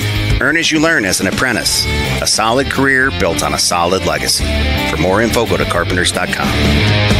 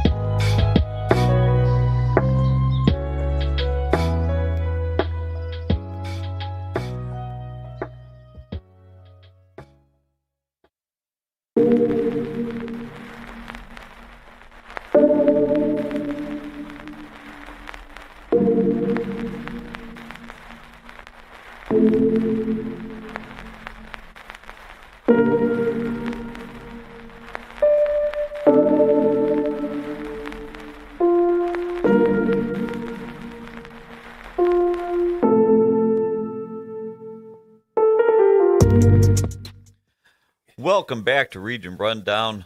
I'm Bob. And I'm Brent. And this is, I don't know. We sometimes, Brent and I, as soon as we cut to break, we keep talking. And I don't know, we lose good content on there. I do want to say, someone did mention in the comments about all the cops at the different Dunkin' Donuts. It is Cop on a Rooftop today. If you are a coffee lover, swing by Dunkin's and put some money in the boot and or bucket. All of it goes for Special Olympics. When you get out of here, I just need you to text me and let me know what time Chief Olcott is going to be on the roof in Dyer. I got a text from Chief Olcott saying, "Hey, where are you at?" And I said, "I'm on the radio, but I'm hyping you up." And I don't believe there's any scenario where he's going to get up on the roof. But yeah, and if you can, swing by the one in Dyer, and you're going to say, "Which one in Dyer?" There's 407. Yeah, well, we like Dunkin', but it's the one on 30 with all the squad cars on it. Because there's never any squad cars at a coffee shop. No, the donut never. place, right? Never. It's a good deterrent to have a squad out there. But anyways, that's what they're all doing out there. And so stop by and do that. Joe, what was the final results on the poll? Is 63%. So it looks like I gave you good advice. Yep. The collective wisdom of the Facebook comments agrees with me. I do like the 17% that said strong arm Jed. So let's see what type of Disney package Jed comes up with. Here by Monday. I don't know. I don't think Jed will have enough to match my offer. Sadly, I'd love to stay here. But think of all the perks you get working here. You probably get into any local high school sporting event for free, just like I'm with WJOB. Yeah. I get some free pie slices occasionally for big events at Doc Smokehouse. Hold up. I have been a customer. I don't know that I've ever gotten a free pie slice. Bob, you didn't really graduate college. Well, that's hurtful. One. You didn't graduate college while Docs was around. Yeah. Joe came in with his family for his graduation. My dad loves Docs. Good. My dad loves Docs. I love your dad then. That's Doc Smokehouse, 1420 Calumet Avenue in Dyer. Yeah. All right, we've got another caller coming up at 8. We're gonna pivot to a national news story. Yeah, I'm excited about it because it's talk. a bit of a peek behind the curtain thing with the airline industry and Sprint Airlines, and so that will be interesting and educational. There was a mishap on an airline like maybe like a week or two ago when somebody got walked onto the tarmac and blew up one of the engines. Was that Spirit Airline or was that a different one? No, I think Spirit was already shut down then. I can't remember who that was. Yeah. I do remember it. Yeah, a guy jumped the fence and got hit by an airplane. So crazy. Yeah. Which is, never wise to jump any fences, but especially not one onto an active runway with very large planes going up and down it. Yeah. No, I didn't know anything about that. But again, for being a guy who spends 6 hours a week on the radio talking about news, I try not to watch the news.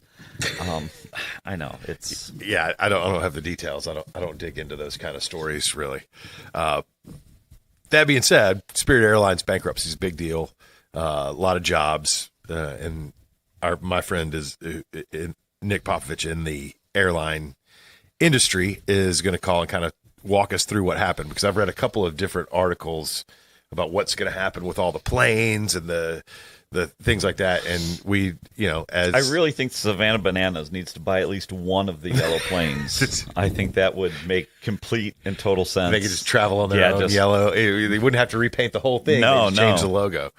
But Nick is kind of like Three Floyds is internationally renowned in the brewery industry.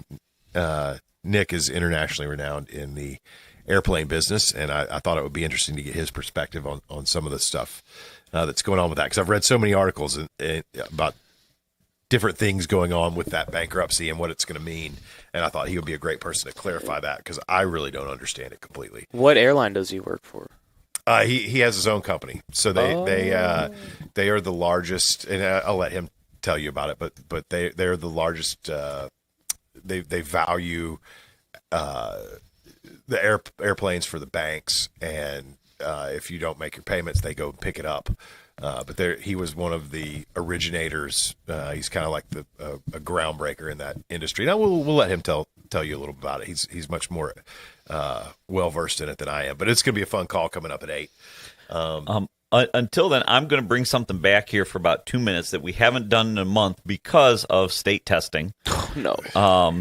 Joe knows where we're going with this. First off, Liam, he's getting on the bus, and I have a swear word on my my laptop here. It's a beaver, and it says "damn it," and so he commented. I thought that was a groundhog. No, why would a groundhog say "damn it"? Well, I can't read what it said. I mean, I'm looking at it in the monitor. Anyways, and I was actually looking at that earlier. So state testing, bogus. I don't know what it actually. It's a bogus metric that the state legislature needs to figure out. And what do you mean? I don't know. I'll get back to that in a second. What I want to talk about is Liam's spelling words. It's been like a month. So he's in 4th grade. He's got some killer words here. Joe, are you ready? I'm ready. I'm going to do 3 of them. Three of them. Okay. Pedometer. Can you use it in a sentence? I'm walking around, and the device that I'm wearing to track my steps is a pedometer. Oh no, I don't know this one. Is it ESPN? If you're listening, please tune out right now. Yeah. Is it PEDO meter METER? Good job. Hey, Good way job. to go, Joe. Good job. Expedite. EXPID. Wait. ITE. EXPEDI. E. There's 2 E's, not 2 I's. Okay. And the last one here. This is a good one. Again, keep in mind this is why I do like the Central School Corporation. They do challenge the kids, and Liam's smart. Clearly, they're challenging Joe. He just got hired at ESPN. Yeah, ESPN with his Purdue degree over his head. Last one, echolocation. Okay, that one's easy. ECHOLOCATION. Can you use it in a sentence? Bats use echolocation. There you go. That was exactly the same sentence I was going to. Good job. So, Liam, listen to your mother, brush your teeth, have fun at school. That's all I got. So, thank you, everyone, for indulging. Sorry that has been missing for the last few weeks. But, yeah. I want to say hi to Liam. Sorry I missed you yesterday, Liam. I'll catch you this upcoming week, I promise. So, Liam does flag football. Mm-hmm. NFL flag has like 2 or 3 groups in Indiana. One of them's out of St. John, and so Liam. Yeah, my son plays flag football. Loves it. It's fun, and I'm like, I am clearly not the person to teach Liam how to throw a ball, catch a ball, and so I was like, hey, Joe. And so Joe, he can throw a ball, right? I can throw a ball. So I've been taking Liam over to Central Park, and Joe's been teaching him how to throw a football. And before you all get in the comments like, oh, Bob don't know how to throw a football. Yeah, well, I know how to do other things. Yeah. So take that.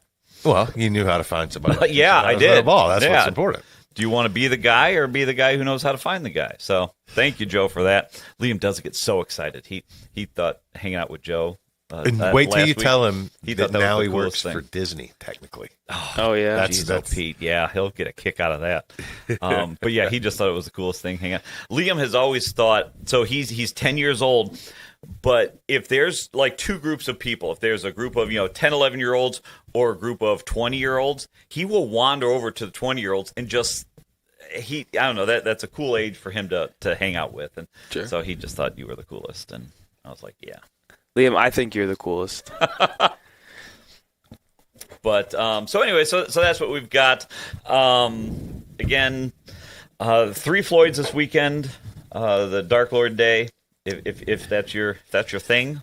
Yeah, I mean, I if you've never been, the Corey was saying they do have general admission tickets left. I think it's if you are a region resident and someone talked about this in the comments, whether or not you're a beer drinker or you like craft beer, it's really I think everybody should go out and experience and just go check it out.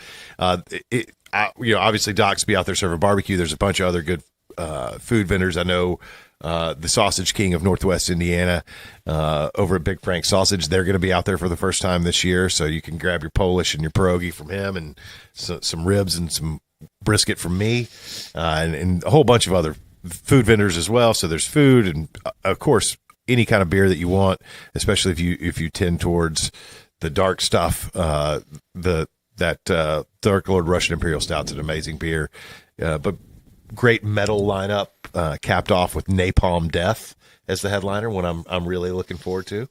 I either you sent me their wiki or I googled them, and what did it say? Loud screeching.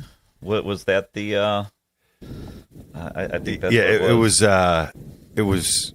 Now for metalheads out there, that sounds unintelligible lyrics punctuated by loud screeching. Yes.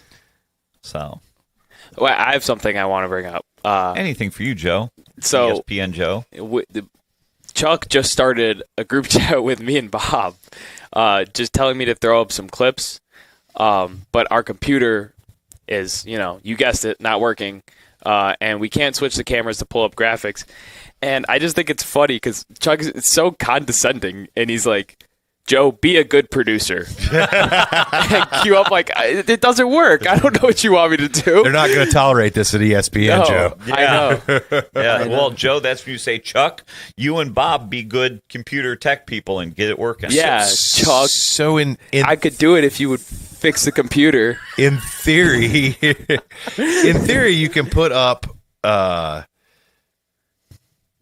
graphics on these screens. So could we put the traffic map up behind us?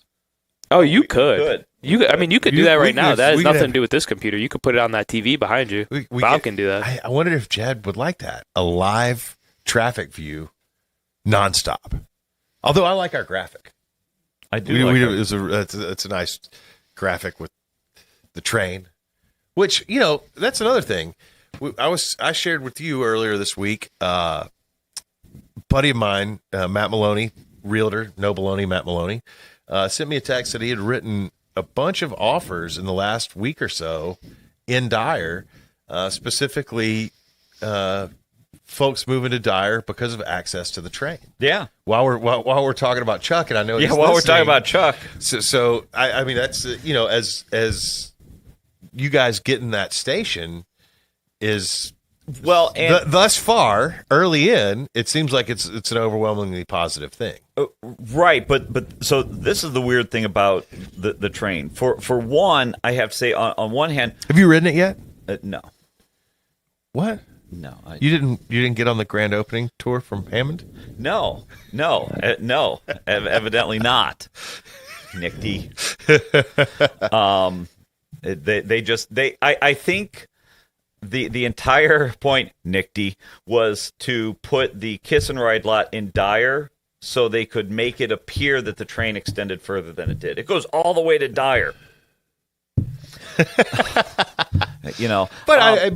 with people moving from the city, well, and so yes, there's the snarky side of it. There's the councilman side of it that I see. On the one councilman side is we are fortunate that we have seen no increase in traffic. Nothing for the 2 years leading up to this. We even had post-its on a board like, do we need to hire another officer or two? Do we need to do different signage throughout the subdivisions? Are people going to be parking all up and down Northgate and on Seminary Drive and walking there? And we have seen operationally zero change, zero impact on what we as a town do. There's been no change whatsoever. And it sounds like it's bringing new people. It's making people. What we've seen is outside of the fact that property values are just increasing everywhere. We've seen a localized increase in Dyer of property values for really maybe until 3-6 months before the train opened. I would tell people, look, nobody's moving to Dyer for the train, because I have knocked on a million doors in Dyer just over time, and nobody's really ever expressed that. But as we got a little closer to the opening date, there were residents that were moving in because of the proximity to it. They'd moved from Illinois to, and it sounds like that's where some of Matt's folks were. It was, we're leaving Illinois, coming to Indiana. Just financially, it's an amazing decision to do that, and a proximity to the train. So, hey, we're here for that. I mean, it is an amenity that we now have that we I say that we can offer just by the fact that it's there. And I think there were a handful of folks in Dyer, and I don't mean to belittle that, but there's a handful of folks in Dyer that always did take the train, but now instead of needing to drive to Hammond, East Chicago, right, over, now they can just roll up Calumet Avenue to Main Street, and they're right there. So I don't know so much that it is an increase in ridership overall. I think it's just a I think it's a shift in where people get on the train. And so if anecdotally you have people who are making offers on houses in Dyer, and they say, we're coming from the city, right? Maybe we have young children, we want to get out of downtown. And, especially with the way so many jobs are kind of that hybrid now, where you don't go into an office every day. Okay, yeah, I can ride the train in a couple days a week, and that's a big benefit, as opposed to having to drive downtown, as we know from doing the traffic. Yeah. It's always backed up. Yeah. Right? The merger. The merger. If you all took the train, I wouldn't have to do traffic. Hey, we've got a caller here at 219-845-1100. We've got a few more minutes to talk before the 8 o'clock hour. Good morning, caller. You are on the air. Good morning. So here's the thing. Oh, what's the thing? So, Brent, you realize that we currently have one of the biggest disconnects between housing supply and new home buyers that we've ever had in history. So essentially we have all of these old folks, all of these boomers trying to sell their houses, trying to downsize. So yes, Matt Maloney is going to be very busy. But the question becomes, if you have one person buying a house in Dyer, that also means you have somebody selling a house in Dyer, possibly moving away from the train or possibly downsizing. So again, this idea, you're not adding to the supply. Bob, did you guys just approve 500 new houses next to the train? No, you don't have new supply. You're just trading houses, which is great for realtors because they get a cut every time somebody sells their house to get away from something or buys a house to move to something. So for them, that's why the realtors love this train, because they make a whole bunch of commission off of it when everybody's, scrambling to get away from or move to the train. So, hey, great for them. They make commission off of this billion-dollar boondoggle. Well, second of all, I do want to say we do have about 500 new homes coming to Dyer here. That's what I was about to say. Right, next to the train station, right? Right next to literally next to the Kiss and Ride, right? Yes. No, on the other side of the town, on the exact opposite side of the town from the train. 5 minutes? Down by away? Me, away. No, 15 minutes away. No, it's not 15. 15. Yes, yes. Come down. I just sat in traffic for 10 minutes to get through. Yes, I just sat in traffic for 10 minutes to get out of Dyer. Yeah, there's a lot of traffic down there because everybody's moving down there to get away from all of the stuff up in Munster and Highland and places like that. Okay, so second of all here, The idea of riding a train is beautiful. Everybody goes, hey, it'll be great. It'll be great. I'll live right next to the train. I'll walk. I'll whistle to the train station. I'll literally here. I'm going to move to Northgate, and I'm going to whistle on my walk over to the train station. It'll be great. The problem is, if any of you subscribe to the South Shore Alerts, I get 50 alerts a week because trains are late, because there's a tree on the line, the electrical, there's an inspection. The train absolutely sucks if you're trying to get anywhere at a certain amount of time. I mean, they cannot go a day without alerts, because they can't figure out they've had 100 years to figure out how to run these trains on time, and they can't do it. So on paper, you go, hey, it'll be great. I'm going to move to Dyer and drive the train. And then you do it for 2 weeks, and then you're miserable. And then you ride the train downtown, and you transfer to an L train, and then a crackhead harasses you every day for a week, and you go, you know what? I'm not riding this train anymore. I'm not right. You ever watch those TikToks of people on the red line? I mean, seriously. Chuck, has anybody ever said you're a glass full kind of guy? There's an entire TikTok series dedicated to people riding the L in Chicago. Crackheads. There was a guy peeing in the vent on the red line. I mean, again, on the red line, these are the people that you have to stand next to. These are the people that you need to. These are the people that you have to sit next to when you ride a train downtown. On paper, it's a beautiful thing. Go do it for a week and get back to me. All of the cheerleaders for the train have never ridden the train. They've never had to sit next to a crackhead on the bus getting harassed. That's what I'm saying. Literally, you're sitting there on the bus going, "Is this guy about to stab me?" Because I decided to ride the train today. That's the problem. On paper, this is all beautiful. Do it. Do it for a month and get back to me.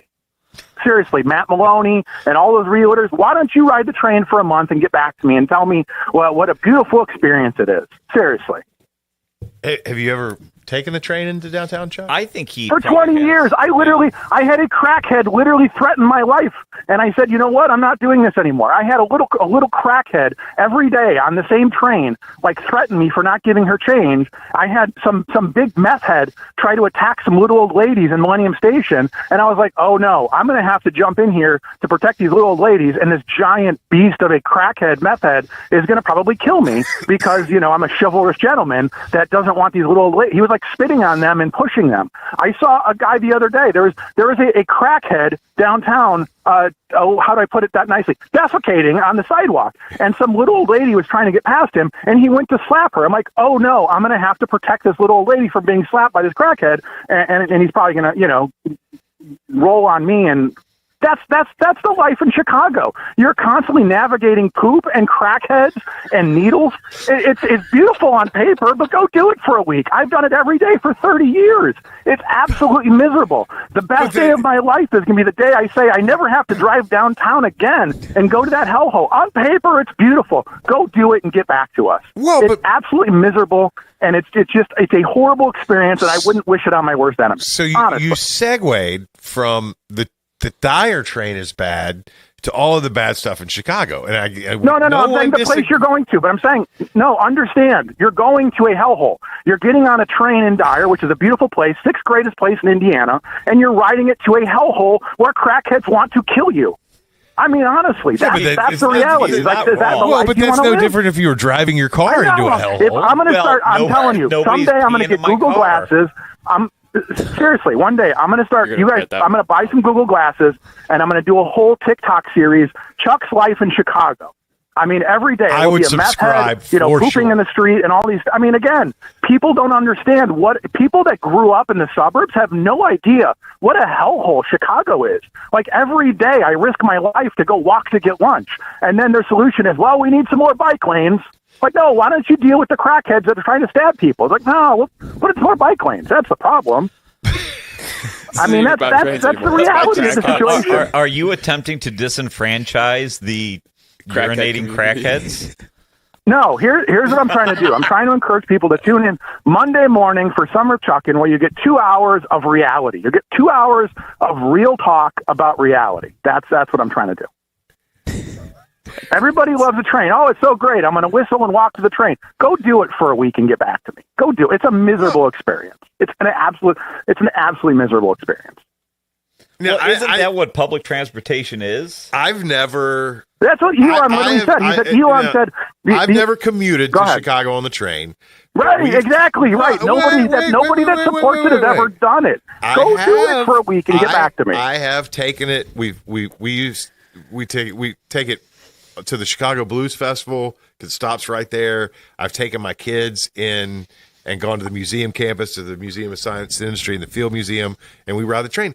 Just, it's fun for the kids. I personally haven't had that same experience. Now, I haven't done it every day, and I don't get off the South Shore and go to the L, which is a whole different story. But I haven't had, in my limited experience, I haven't had the same and here's the difference. Let me explain. But I will say, from my perspective, when they have Blues Fest, go ahead. Go ahead. Taking the kids to go to the museum, number one, it's easier. You don't. I drive, I rarely ever go through to downtown, but I drive around 294 to Milwaukee all the time, at least once a week, if not more. Right, so I've driven 1,000 times around the perimeter of Chicago. I hate the traffic. It's almost always bad unless I'm leaving at midnight. But to get on the train with my kids and go in and go to the museum, it's fun. The kids like it. I haven't had at least, and I can't speak to the Chicago trains, but the South Shore is not. I've had nothing but a positive experience on it. Now, that being said, it's not something I did every day, and I'm not going all the way to the city. We usually get off by the park or the museum campus or wherever. I mean, I have ridden it to Millennium a few times, but you can't paint it with the brush that it's 100% terrible all the time. Are there? Oh no, I absolutely can. I absolutely can, and I will. That's the thing. When you go to Blues Fest, there are 200 officers standing there doing nothing, making sure that crackheads don't harass you. They are not there on a normal day. As I drive past the red line, there are 10 state troopers standing at every station because it's so dangerous. They've literally taken them off of other duties, and they're standing at the train stations to keep people safe because the red line is so dangerous. There are 10, no joke, I will send you a picture, 10 state troopers standing at every station trying to keep people safe because there are random crackheads pushing people onto the tracks. Like, what a great experience. Can't wait to do that. Right? I mean, come on. When asked, so yes, I will say it's an overall miserable experience. Yeah, when do it for a week and get back to me. Train, do we have the technology? Could you and Chuck and I get on the train and broadcast live from the South Shore? Oh, absolutely. Yes, I would love to. I asked them if we could. They said I'm full of misinformation. I said that's why they won't let us do it live, because I will go downtown and I will show you we'll go interview crackheads live on WJOB and see how many fines we can rack up. Seriously, there are meth heads and crackheads of every color, shade, age, color, and creed you can imagine. I mean, the city is just crawling with zombies. I mean, you don't understand it until you have to do it. And they don't want to fix it. They want to add more bike lanes. So let's not deal with the mental health crisis. Let's add more bike lanes. Well, just like Gavin Newsom. He's like, oh, we'll just tax the rich and, let's ignore all the problems we have. And, so that's the inherent problem, is that you're leaving a beautiful place like Dyer and you're getting dropped off in a hellhole. But the hellhole is the hellhole, whether you're sitting in your car for 2 hours or you're on the train, right? But that's the problem, though. There's not. I'm sitting in the car alone. There's no crackhead sitting next to me in the car threatening my life every day. There's no crackhead sitting next to me, so Bob doing never all sorts rides of things in I with can't you? say on the radio. That's rough. No, he never does, right. But if anybody wants to carpool, feel free.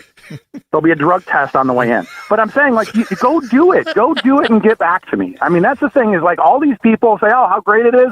Go do it. Go do it for a week. Go do it. And then one day you get a text from the train saying, hey, there's a tree on the line. There's no train today. You're stuck downtown at 5 o'clock going, how am I going to get home? I mean, that's the reality of using this train, is that at least 1 or 2 days a week, they're like, oh, sorry, the trains are an hour late today because of a tree. There's PTC issues. We're not running trains today. Literally 2 days ago, they weren't running trains to South Bend or something because there was a tree there's eight guys standing around going, well, there's a tree on the line. What do we do about it? I don't know. Let's hire some consultants and figure out what to do about it. That's the reality of this train. The problem with government is it's run by government. You know who made the trains run on time? Mussolini. No, but yeah. I'm Italian. I know these things. I'm Italian. I know these things. Maybe they should hire an Italian to run the railroad. I've offered. They said no. It is 7:59 in the region. We're going to take a You're break. listening to WJOB AM 1230, 104.7, beautiful rustic Hammond, Indiana. Tune in Monday mornings. Have a good one, Chuck. Monday morning where the glass is always half full. That's right. We're going to take a break. We'll be right back.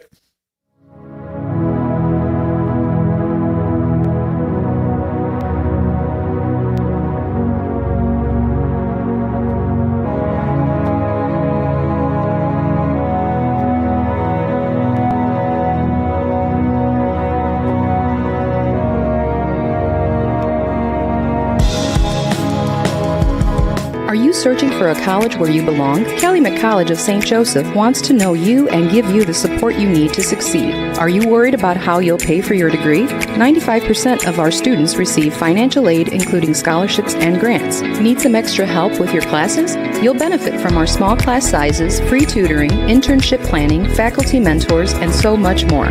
Come experience our accepting, supportive college family for yourself. Schedule your campus visit and apply at ccsj.edu. Enjoy the taste of summer at the Farmers Market at Fox Point. Every Tuesday from 9 to 1, shop locally grown fresh produce, delicious baked goods, artisanal treats, and local culinary creations. Just minutes from I-8094, the Farmers Market at Fox Point in Lansing, Illinois is a perfect spot to hear acoustic musicians, stretch with morning yoga, and enjoy community fun throughout the season. To see all vendors and entertainment, visit foxpoint.org. That's point with an E, foxpoint.org. It's the simplest expression. The smallest thing that changes everything. A smile. So easy. A smile lights it up. Apologizes. And welcomes unconditionally. Because the shortest distance between two people is a smile. Thank you. Strachan Van Til, where making life easier starts with a smile. I'm a victim of being ran over by a semi while I was flagging. The person wasn't paying attention and they hit me with their vehicle. I seen a accident where we were the first people to walk up, and that picture will never leave my mind. I've seen people get hit before. It's been horrible. Construction zones on roadways and bridges are more than just cones and equipment.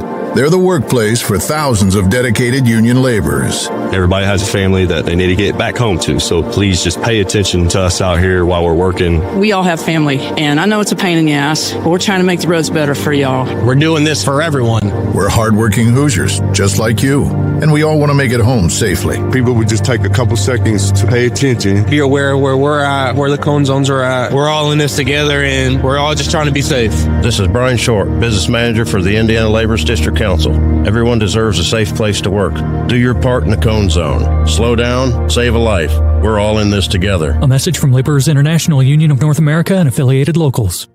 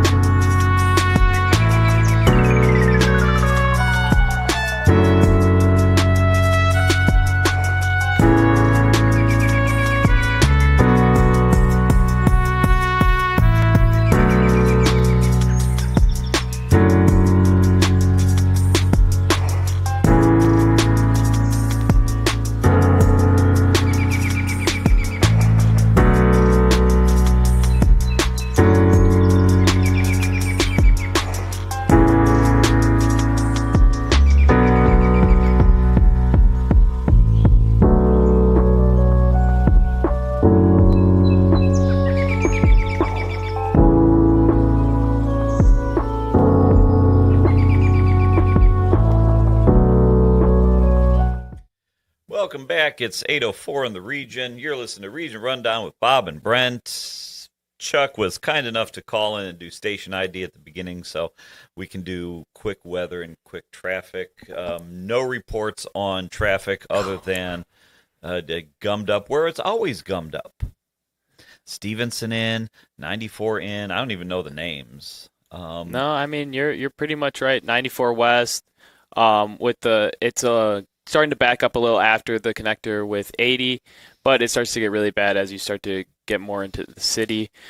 Stevenson heading south and north is extremely backed up at this point in the day.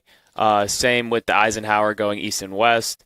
And 94 heading east and west. Actually, the traffic is going all the way through the city out into Rosemont. So if you're trying to hit the airport today, be wary of that. You might need a little more time. 12 east and west is backed up as well. But other than that, just a normal traffic buildup on Klein with the construction, and that is your traffic for the rest of the day. It's the last time you're getting it. Oops, I forgot to switch the camera. Hi, guys. That's okay. They just like looking at you guys more. So today, Friday, May 15th, it is a high of 73 and a real feel of 73. I have not looked outside to see if it showered yet. The clouds are looking pretty dark, and there should be some showers early this morning. I'm going to start yawning on mic too. Did you catch that 2 weeks ago when Lynette did that? You brought it up. You were. Yeah, I'm still. Yeah. But it'll be breezy with some partial sunshine. Saturday, it'll be a high of 79 and a real feel of 80, and some thunderstorms later in the afternoon. Sunday, the thunderstorm should carry out into the early morning, but other than that, the rest of the day should look good with a high of 84 and a real feel of 83. So enjoy the weekend, guys. It's going to be a good one. That's your traffic and weather. We've got a couple callers here. We've got about 20 minutes left in the day before Brent and I actually have to get to our real jobs. And so, but until then, we're here to listen to you. Good morning, caller. Good morning, Mad Mac. Hey, Bobby Kennedy. How'd you know it was me? Because I've memorized your phone number, because I need to know when I can take and not take your calls. Because we all smelled the methylene blue in the air and thought, that's the methylene blue. All right, Bobby, what you got for us? Don't forget, I know where both of you live and work. Hey, come on over anytime. You're always welcome. Yeah, come in. Try some Dark Lord this afternoon. Nah, that's way too much octane for me. Hey, my voice was a little better, like literally 10 minutes ago. I don't know what the deal is. That's okay. I think I may have discovered it though, and I need Joe's advice on this. It might be a prescription conflict. I do take a little something for high blood pressure. It runs like 220 over 180. It's tad high. It might be in conflict with the Viagra I'm prescribed for 7 days, 7 times a day. Not sure. Hey, seven my times question a day. is, Joe. I've never taken Viagra, Yeah, so I don't know how I'm going to help you. My question for Joe is, should I address that today or wait for a Man, week? this just went south really fast. Should you take it today or wait for a week? If you're taking Viagra 7 days a week, I'd say a tea break is probably in session. No, 7 times a day, bro. Pay attention. 7 times Focus. a day. Sorry. That might have something to do with I would say wait 220 until over Monday. 180. Take a little break. Read Attaboy, Joe. You're on the ball. All right, hey, listen. Here's the thing with Chuck's call about the train. Wait. Did you used to work downtown? Did you take the train? Right? Didn't you used to work downtown? I was just getting to that. Oh, Brett. please. Don't ruin Sorry, it. Carry on. Carry on. Why would you, having you, Brett, comment on the train is like you commenting on being a vegan. You don't know anything about it. Fair enough. I literally one time was on the L when I lived in Lincoln Park, and I had to pick up a piece of wood laying on the what the hell do we stand on up there on the platform to beat a guy off 2 women, and I don't know what he was going to do. Clearly, when he's grabbing them and throwing them to the ground, it wasn't a good intent. But I literally had to beat him to the ground. The women left. The platform cleared. Everybody got the hell out of there. I dropped a wood and left. That's what goes on every day.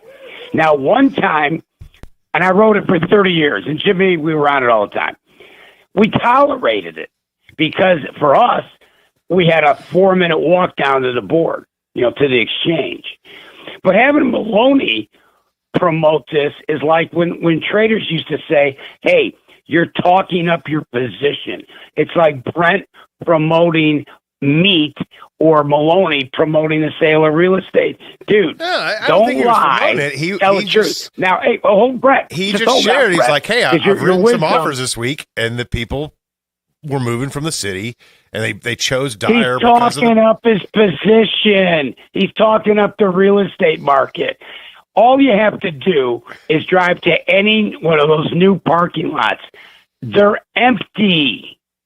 Nobody walks to the train. If they live 3 blocks away, they drive. How do I know that? Because that's what they do.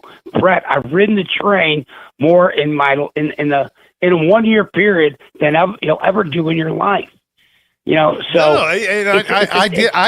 couched everything with I have a very limited experience on the train. The experience that I have had was not bad. I enjoyed it. My kids enjoyed it. I did not have a negative experience, but it's very limited. And I was very clear about that up front. You were a guy that rode them every day, right? And you're talking about when you're in Lincoln, all the time. If you're in Lincoln Park going downtown, the you're train talking about was literally the L. if it snowed, if it rained, if the wind blew, if the sun was out, good chance there was going to be an issue. It just is what it is. The South Shore. But how is that really different than a car? I mean, it starts raining, and I guarantee you, every green line on Bob's traffic map is going to turn to red immediately. And I mean, you're talking to a guy who I can't count on all my fingers and toes the time it's taken me 4+ hours to drive to Milwaukee, which is a 120-mile trip, and I do it. I added it up. I've done it more than 1,000 times. Right. And so, okay, the train was late today. Well, I'm 2 hours late because I got stuck because some Yahoo ran into the median on 294 and everything is shut down and I can't exit and I'm just locked in a gridlock. So, I mean, there's negatives to any kind of commute, except maybe Jimmy and his bicycle. That's true. He probably doesn't have a lot of issues getting around on his bike. Yeah, you know except he's on gummies. He's on gummies most of the time and is losing direction. He can't make it out of the driveway on occasion. I mean, it's not a good thing. But the train is just, it's tough, man. It's a tough haul. It's tough to do. And there's not I heard the kids saying, oh, yeah, we'll take the train and we love the train, the new train. We'll take it to the Hawks game. Hey, sweetheart, it doesn't run anywhere near the Hawks game. It doesn't go to the stadium. And it's a line of idiocracy. Now, was Chuck a little overemphasizing some of the bad stuff? Just a little, but not that much. It's not a good time. It's tough, and it takes a lot of energy out of you to do it. And I can tell you, there's more people who've tried it and then decided this sucks. And I can name 1,000 of them. But we were right there. And if you work right in the loop, that's one thing. But when you've got to get somewhere else, you got to take a cab, you got to take an Uber, you got to go somewhere else.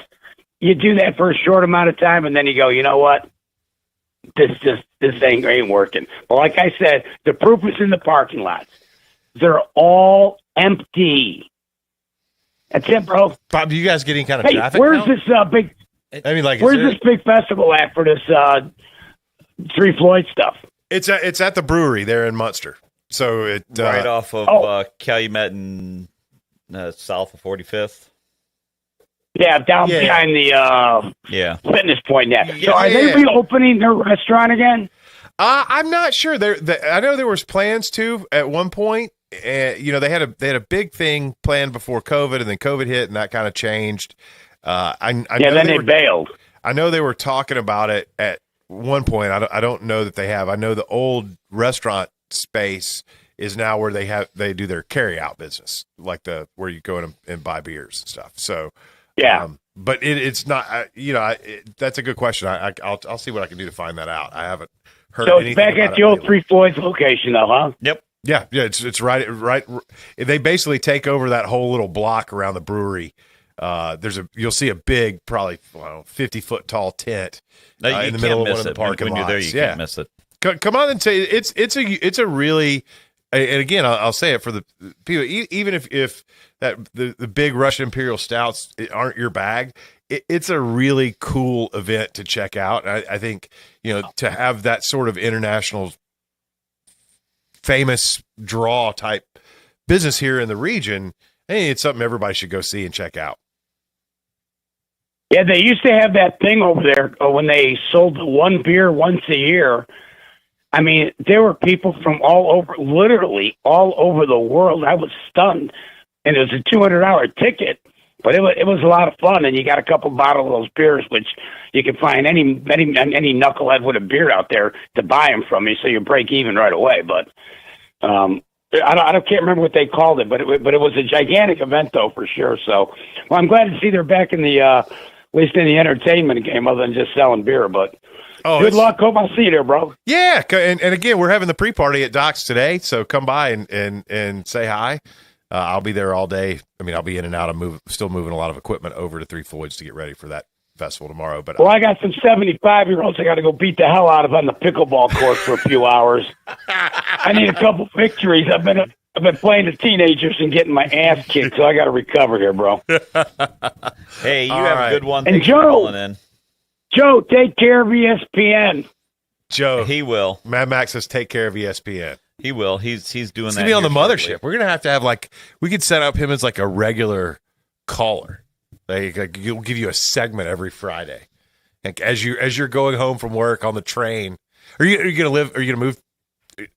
I'm not super geographically familiar. Are you gonna live in Connecticut? So yeah, I'll probably live with my parents. They live 40-50 minutes away from. Will you be taking a train? No, I'll drive. I'll have my car down there.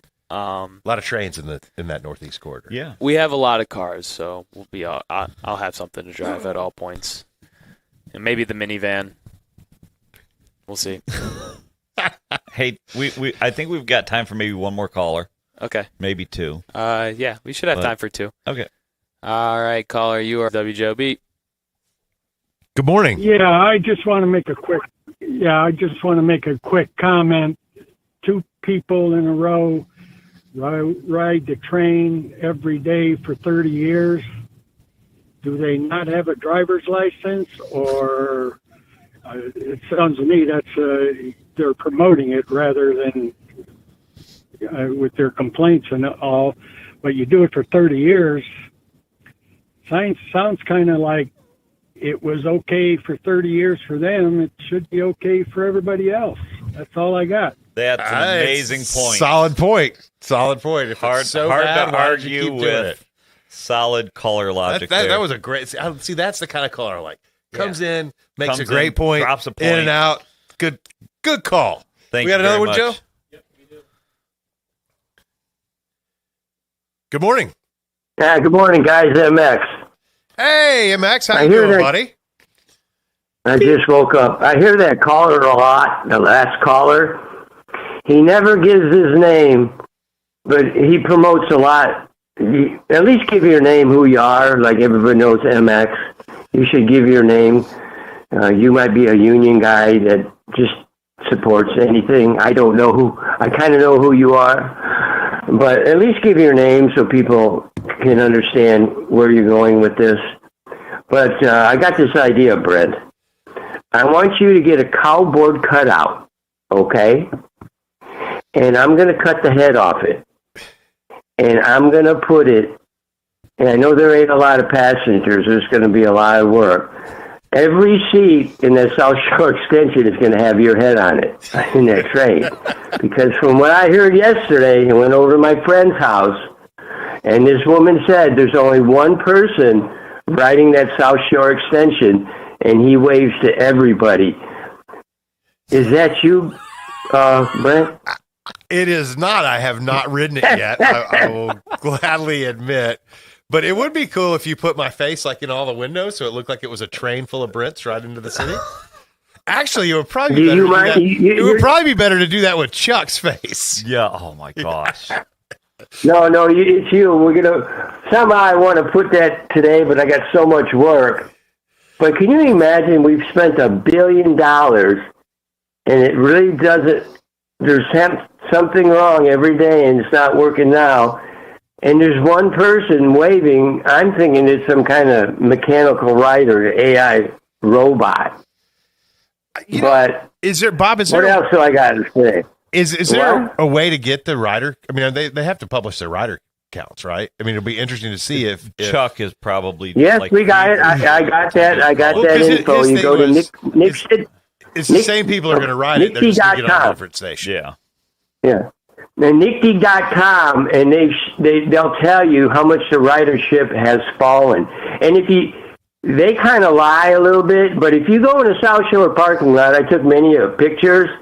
It ain't packed no more, guys.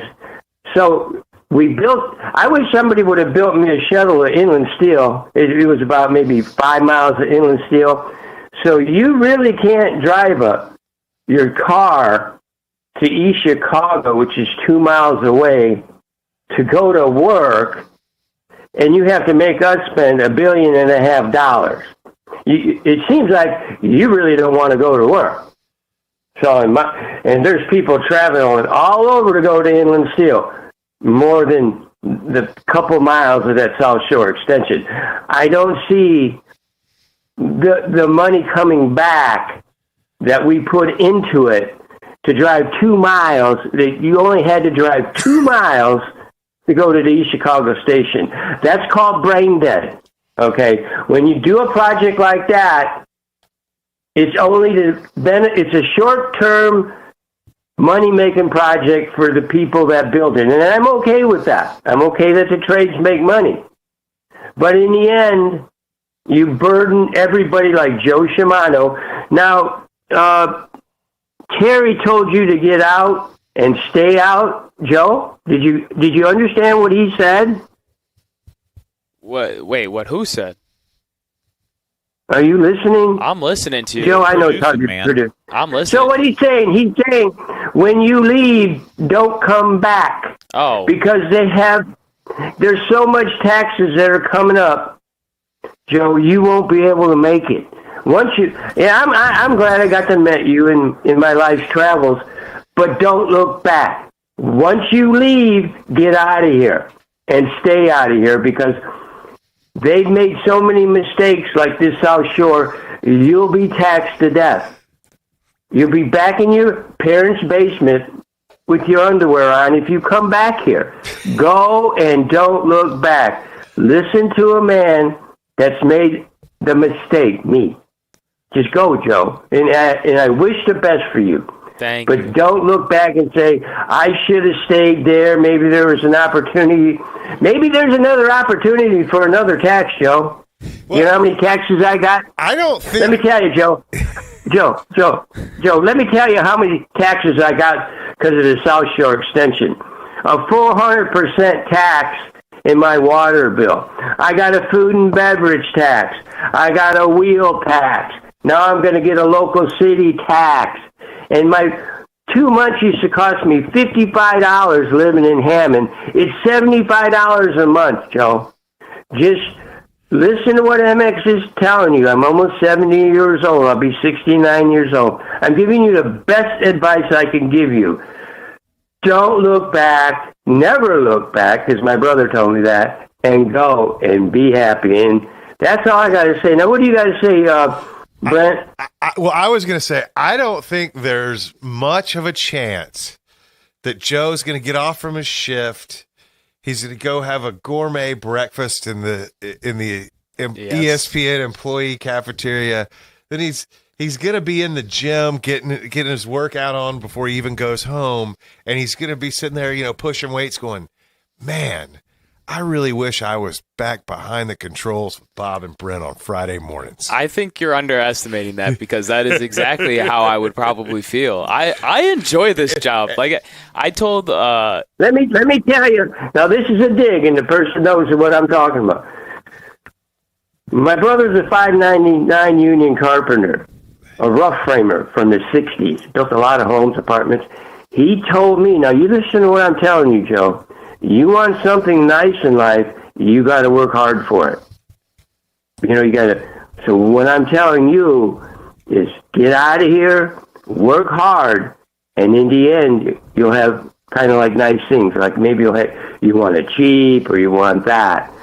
But don't look back. It's taught by one of the hardest workers I know, my brother. I watched that in 1972, when I went by Tanglewood, he was building that. My mom said, look, there's Johnny, right? That Johnny's just a term. That ain't his real name. But the thing of it is I watched that man work his whole life. So he'd be on this housing project, he'd be on this housing project. He's a rough frame carpenter, and you learn from people like that. But Brent, make that cardboard cutout, and I'm going to paste that in every seat. But I want in on this gig, because I know they won't let me on any gig over there at WJOB. I want to go with Chuck to be his enforcer, because I don't trust the place. After what I read about the red line. There's the live broadcast. If we could get Mad Mac, and we have Chuck, Mad Mac, and MX can ride the train into the city and back, and periodically call in. Could we give Chuck a Zoom link? Can you imagine the views you would get? The three on of that you one? guys. You got two guys who got it'd be thrown off their viral. show who had Walt two in guys the that got thrown background off reading their from show. the newspaper. Right. All right. Right. I gotta let you. I'm going to try to make it in today, but I got to weed whack all the poles in the alley. Yeah. And I got to get ready for my new neighbors. Come in for I got to late get lunch ready this for my new neighbors. You got The last ones got evicted that were throwing rocks through my window. So sorry about that. I got to get ready for the new ones. Hammond, go, Joe. Bye-bye. Have a good one. Have a good one. It is 8:27 in the region. We are going to wrap up here. Thank you to all the callers who buzzed in today. We've got Cop on a Rooftop going on for a few more hours here in the region. Swing by Duncan and tossing some coins in the bucket for Special Olympics of Indiana. We've got the Dark Lord pre-party at Docks, 1420 Calumet Avenue, Dyer, Indiana. Then Dark Lord Day is tomorrow.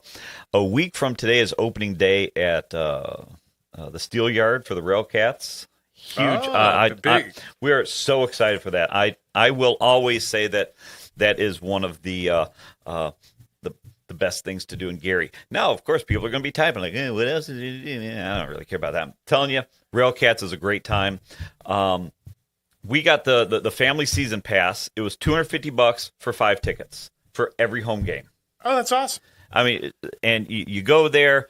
That's probably one of the best values per dollar in entertainment you can get. Right? Without any doubt whatsoever. And so we go there, we sit and we watch a ball game, and where they get you, it's not, even the food isn't expensive, but you go there and there's 4 or 5 of us that go, and we eat hot dogs and nachos. And man, there's nothing better than a baseball game, having a hot dog. I know, and they have surprisingly good fireworks shows. And so opening day is next Friday. Stop out for that. Joe is going to be accepting the position at ESPN here in the next couple of hours after he gets the thumbs up from his folks. And I think that's all I've got. Brent? That's all I've got. Come see us at Doc Smokehouse. Try the Dark Lord. We've got a keg of it. We'll be tapping that at 4 o'clock today. It's the first time ever. We got about another 14 other unique beers from Three Floyds and some of the guest brewers. We're going to have all that stuff on, all kinds of great giveaways. We're going to give away some bottles of Dark Lord. And, of course, we will always have barbecue, Joe's favorite sparrow wings, and ribs. Not funny. That was a little inside. I thought we were getting through the you thought. I held out to the end, buddy. But hey, listen, everybody have a safe, happy weekend. Go out, do something fun, spend some time with your family, have a good time. And Bob and I will see you next Friday here on The Voice and Face of the Region. WJOB AM 1230. Just keep talking. Wait till